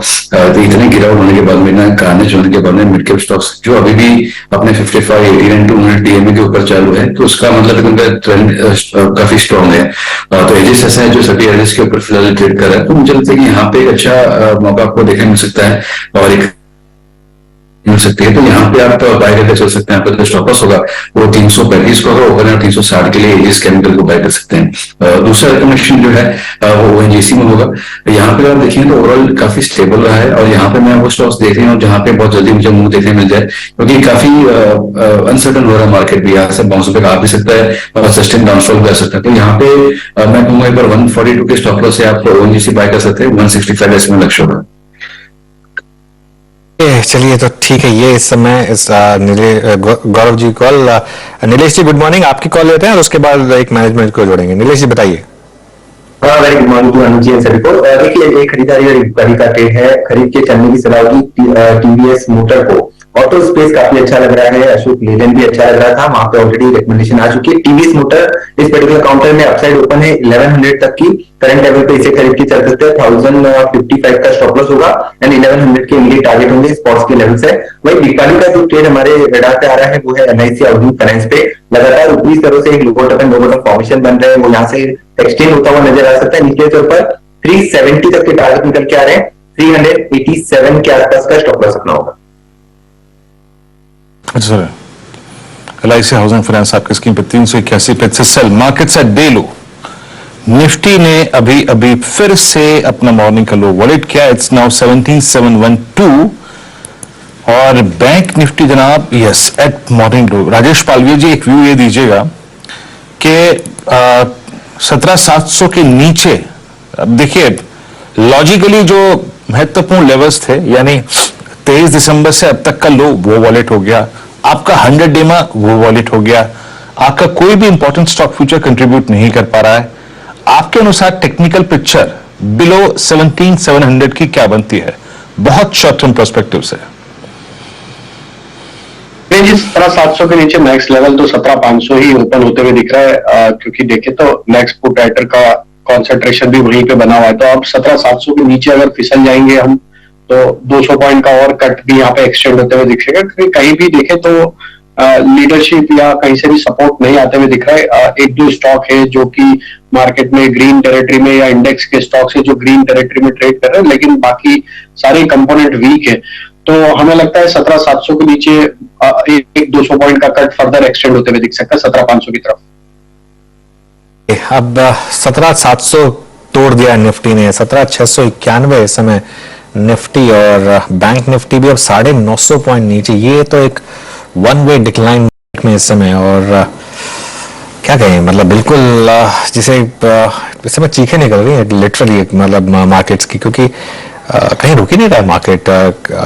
17,800 सोचा, 17,750 सोचा, 17,700 सोचा, क्लियर ये मार्केट लेवल्स की नहीं है, ये मार्केट अब कुछ और डर में जी रही है। 950 पॉइंट बैंक निफ्टी में, और ध्यान रखिएगा ये वेडनेसडे के 1000 पॉइंट के डिक्लाइन के बाद है, तो 2 दिन में 2000 पॉइंट बैंक निफ्टी में निकल गए। जहां कहां हम बात कर रहे थे कि 44,000 आएगा कि नहीं आएगा बैंक निफ्टी पर, और कहां हम आ गए हैं वापस 40,500 के आसपास बैंक निफ्टी पर। तो बहुत दबाव निफ्टी पर, निफ्टी 17,685 इस समय।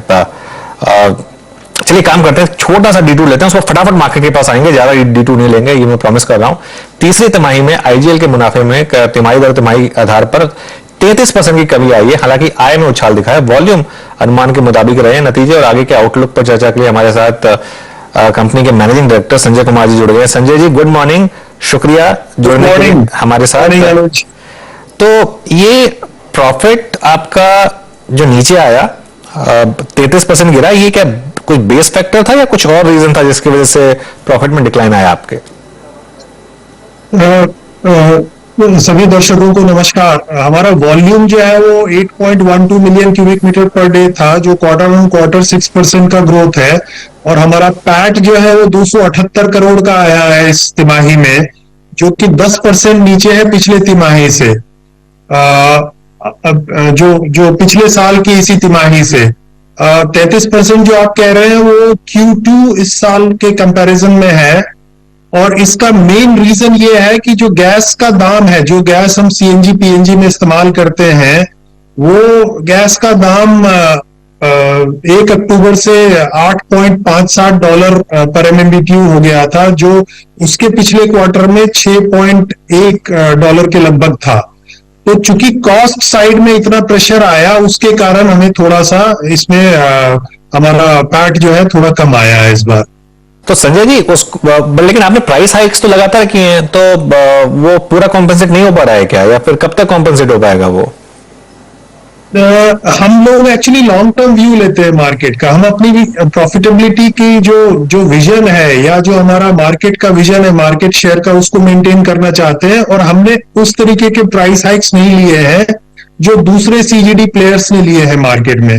हमारा दाम, हमने CNG का दाम मेरे ख्याल से 95 पैसे ही बढ़ाया था पिछले पूरे क्वार्टर में हमने कोई ऐसा एक्स्ट्रा प्राइस हाइक लिया नहीं, वो भी हमने towards the end of the quarter लिया था, जिसके कारण कि उसका पूरा इम्पैक्ट आया नहीं। लेकिन अगर हम उसके पहले भी बढ़ा देते दाम 95 पैसे पर केजी से सीएनजी का, तो भी हमारी प्रॉफिटेबिलिटी थोड़ी सी कम ही रहती, क्योंकि हमारा ये विश्वास है कि जो गाड़ियों की खरीदने का दर है, जो सीएनजी की गाड़ियां खरीदते हैं हमारे ग्राहक या उसको जो कन्वर्ट करते हैं, हमें उसको मेंटेन करना है। क्योंकि आपको पता होगा कि किरित पारिक कमेटी की रिपोर्ट आ गई है और बहुत जल्द वो इम्प्लीमेंट हो जाएगी, और जब वो इम्प्लीमेंट हो जाएगी तो हमारे मार्जिन हमें वापस आ जाएंगे और हमारी प्रॉफिटेबिलिटी पिछले क्वार्टर की जो 400 करोड़ के लगभग का पैट था उससे ज्यादा ही आएगा, कम नहीं आएगा। आपने वाकई संजय जी, अगर आप देखें प्राइस हाइक्स काफी लिमिटेड लिए थे सर। अच्छा, तो ये मार्जिन्स की ट्रैजेक्टरी सर आगे आने वाले कुछ समय के लिए या फिर क्वार्टर्स के लिए मैं क्या मान के चलूं सर? 11.5, 11, 12 की ट्रैजेक्टरी में रहेंगे, और सीएनजी वॉल्यूम्स में जो कि मोर और लेस फ्लैट रहे सिक्वेंशली इस बार, आप क्या ग्रोथ देख रहे हैं आने वाले कुछ क्वार्टर्स में सर? देखिए, पिछले फाइनेंशियल ईयर में हमने लगभग 7 रुपए का मार्जिन एबिटा पर एससीएम, जो standard cubic metre 1 metre cube पे हम करीब 7 रुपए कमाते थे एबिटा। इस क्वार्टर में, इस पर्टिकुलर क्वार्टर में वो 5 रुपया 74 पैसे हो गया है। लेकिन पूरे साल का जो एबिटा पर एससीएम होगा वो हम 7 रुपया के लगभग ही मेंटेन करेंगे, उससे ज्यादा भी हम हो सकता है पूरे साल का, इस साल की बात कर रहा हूं। और अगले साल में ये हम 7 रुपए से 7.5, 8 रुपए की तरफ जा सकते हैं, क्योंकि ये हमें ऐसा लगता है कि जो कमेटी की रिपोर्ट है, जो किरित पारिक कमेटी की जो रिपोर्ट है, जिसकी काफी एक्सेप्टेबिलिटी है पूरे इंडस्ट्री में, हम लोग इसके बारे में काफी खुश हैं कि कमेटी ने इसमें हमारे बारे में काफी, हमारी सीजीडी के कॉस्ट के बारे में काफी चर्चा की है। और उसके बाद जो ये इम्प्लीमेंट होगी, हमें लगता है कि हमारे मार्जिन्स को काफी पुश देगी, और जैसे ही इम्प्लीमेंट होगा हमारे मार्जिन्स 8 रुपए की तरफ जा सकते हैं। अगले फाइनेंशियल ईयर की बात कर रहा हूं मैं।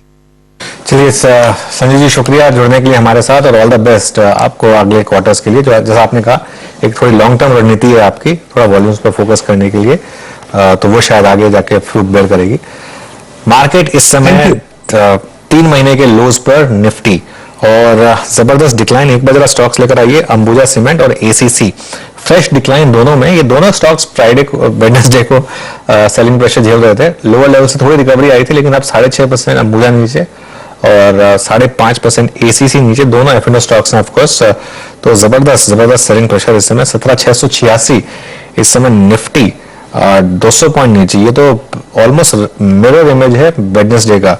इनफैक्ट मैं कहूंगा आज का सेशन तो वेडनेसडे से भी गंदा है, क्योंकि आज थोड़ी रिकवरी की उम्मीद जताई थी मार्केट ने और वहां से फिर गिरा है।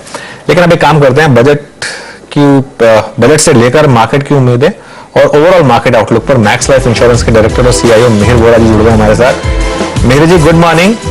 इतना पैनिक क्यों है मार्केट में, और आपकी क्या एडवाइस है इस समय इस पैनिक में? नमस्कार। ऐसे दिन तो हमेशा टफ रहता है कोई कमेंट करना, लेकिन ब्रॉडली मेरे ख्याल से जिस तरह से इंडिया ने आउट परफॉर्म किया था लास्ट ईयर, उसका ये थोड़ा कैचअप चल रहा है, क्योंकि हम देख रहे हैं कि जो यूएस और यूरोप से डेटा पॉइंट्स आ रहे हैं, वो जितना डर था उतने खराब नहीं आ रहे हैं। उनकी जो इन्फ्लेशन की कंसर्न्स थी, ग्रोथ की कंसर्न्स थी दिसंबर में, नवंबर में, वो अब कम कंसर्न्स हो रही है। तो यूएस, यूरोप और चाइना ओपनिंग अप जो है, वो आज फॉरेन इन्वेस्टर के पॉइंट ऑफ व्यू से हम देखें तो वो एक स्टोरी रिलेटिवली बेटर होती जा रही है। और इसकी वजह से हम देख रहे हैं कि हमने दिसंबर एंड और जनवरी में इंडिया ने अंडर परफॉर्म करना शुरू किया है, क्योंकि मेरी सम ऑफ द रिसोर्सेज वहां जा रहे हैं।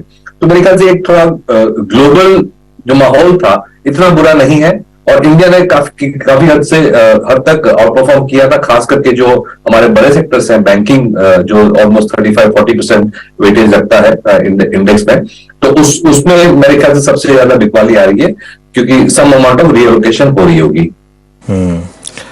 ओके मेरे जी, फिर बजट को लेकर मार्केट क्या उम्मीद करे, क्योंकि काफी हल्की पोजीशन में जा रहा है मार्केट इस समय बजट को लेकर, और काफी करेक्शन आ चुकी है प्री बजट। बिल्कुल हल्की पोजीशन, मैं ये कहूंगा कि रिटेल और जो डोमेस्टिक्स हैं वो हल्के हैं, FII अगर देखें तो लास्ट 2 वीक में उन्होंने एक्चुअली अपनी पोजीशंस बढ़ाई थी, जिस तरह से थोड़ा मार्केट में अपवर्ड्स मूव भी दिया था, वो शायद अनवाइंड हो सकती है। लेकिन ब्रॉडली स्पीकिंग मेरे ख्याल से जिस तरह से हम ट्रेंड देखें लास्ट काफी सारे सालों का, तो बजट जो है काफी नॉन इवेंट होते जा रहा है अच्छी तरह से। ये अच्छी बात है कि हमने जो डायरेक्ट टैक्सेस रेजिम है, इनडायरेक्ट टैक्सेस का जो रेजिम है, वो काफी अभी स्टेबल हो चुका है। तो बजट में पर से कोई बड़े बिग बैंग अनाउंसमेंट्स हमने देखे नहीं है लास्ट काफी सालों में, और वो अच्छी बात है कि एक स्टेबिलिटी है, पॉलिसी स्टेबिलिटी है, थॉट प्रोसेस की स्टेबिलिटी है। तो जो मेरे ख्याल से ऐसी कोई बड़ी नेगेटिव या बड़ी पॉजिटिव चीज आने की कोई उम्मीद नहीं है बजट में। कंपेयर टू लास्ट ईयर हमारा जो नॉमिनल जीडीपी ग्रोथ है वो इतना हाई नहीं रहेगा, क्योंकि इन्फ्लेशन कम होती जा रही है। तो जिस तरह से हम नॉमिनल जीडीपी ग्रोथ है 15 लेके चल रहे थे लास्ट ईयर, गवर्नमेंट विल 11% का नॉमिनल जीडीपी ग्रोथ रेट होने की उम्मीद है। तो उस तरह से जो टैक्स कलेक्शंस हैं वो थोड़े ग्रोथ रेट कम होंगे, बट गवर्नमेंट के पास इनफ लीवर्स हैं कि कॉस्ट किस तरह से कम करें, कैपेक्स किस तरह से टारगेट करें। तो एक मेरे ख्याल से 2-3 जो सेगमेंट्स हैं, अर्बन जो रिकवरी है कंज्यूमर और रूरल कंज्यूमर है, उनको सपोर्ट देने के लिए कोई स्टेप्स आ सकते हैं मेरे ख्याल से, पर ऐसा कोई बिग बैंग उम्मीद नहीं है। अच्छा आशु जी, इनफैक्ट मेरी माफ कीजिएगा, मैं आपसे ये पूछना चाहूंगा बात कि 2023 की जब हमने शुरुआत की थी, सर माफ कीजिएगा मैं नाम का गलत उच्चारण किया, जब 23 की शुरुआत हो रही थी तो एक विषय पहले से ही काफी डिस्कशन में था कि अगर आपके पास लिक्विडिटी है तो इस साल के लिए सबसे अच्छा क्या है, इक्विटी है या फिर डेट है, जहां पे आपको 8-8.5% का ब्याज मिल रहा है। तो वो प्रश्न फिर अल्टीमेटली अगर आप देखें राइज होगा। भाई पहले 18,200 का इंडेक्स था, suddenly this index is available at 17,600, ये जो प्राइस डैमेज हुआ 2-3 दिन में। तो आप अप्रोच क्या रखेंगे? अगर मान लीजिए मेरा नजरिया काफी छोटा है, प्रोस्पेक्टिव सिर्फ साल सवा साल का है, तो क्या 8% पे फोकस करूं इस वक्त?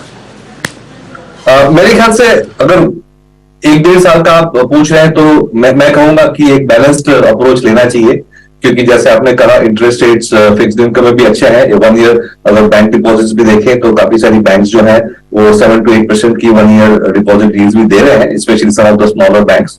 तो मेरे ख्याल से एक कंसिडरिंग के इक्विटी वॉलेटाइल होने की उम्मीद है ये साल, मेरे ख्याल से पॉजिटिव रिटर्न्स तो देगी, लेकिन वॉलेटिलिटी के साथ देगी, और फिक्स इनकम में अट्रैक्टिव यील्ड्स बन रहे हैं। तो अगर 1 से 2 साल का अगर व्यू है तो मेरे ख्याल से एक बैलेंस रखना चाहिए, न पूरा इक्विटी में जाए न पूरा फिक्स इनकम में जाए। I would say 50-50।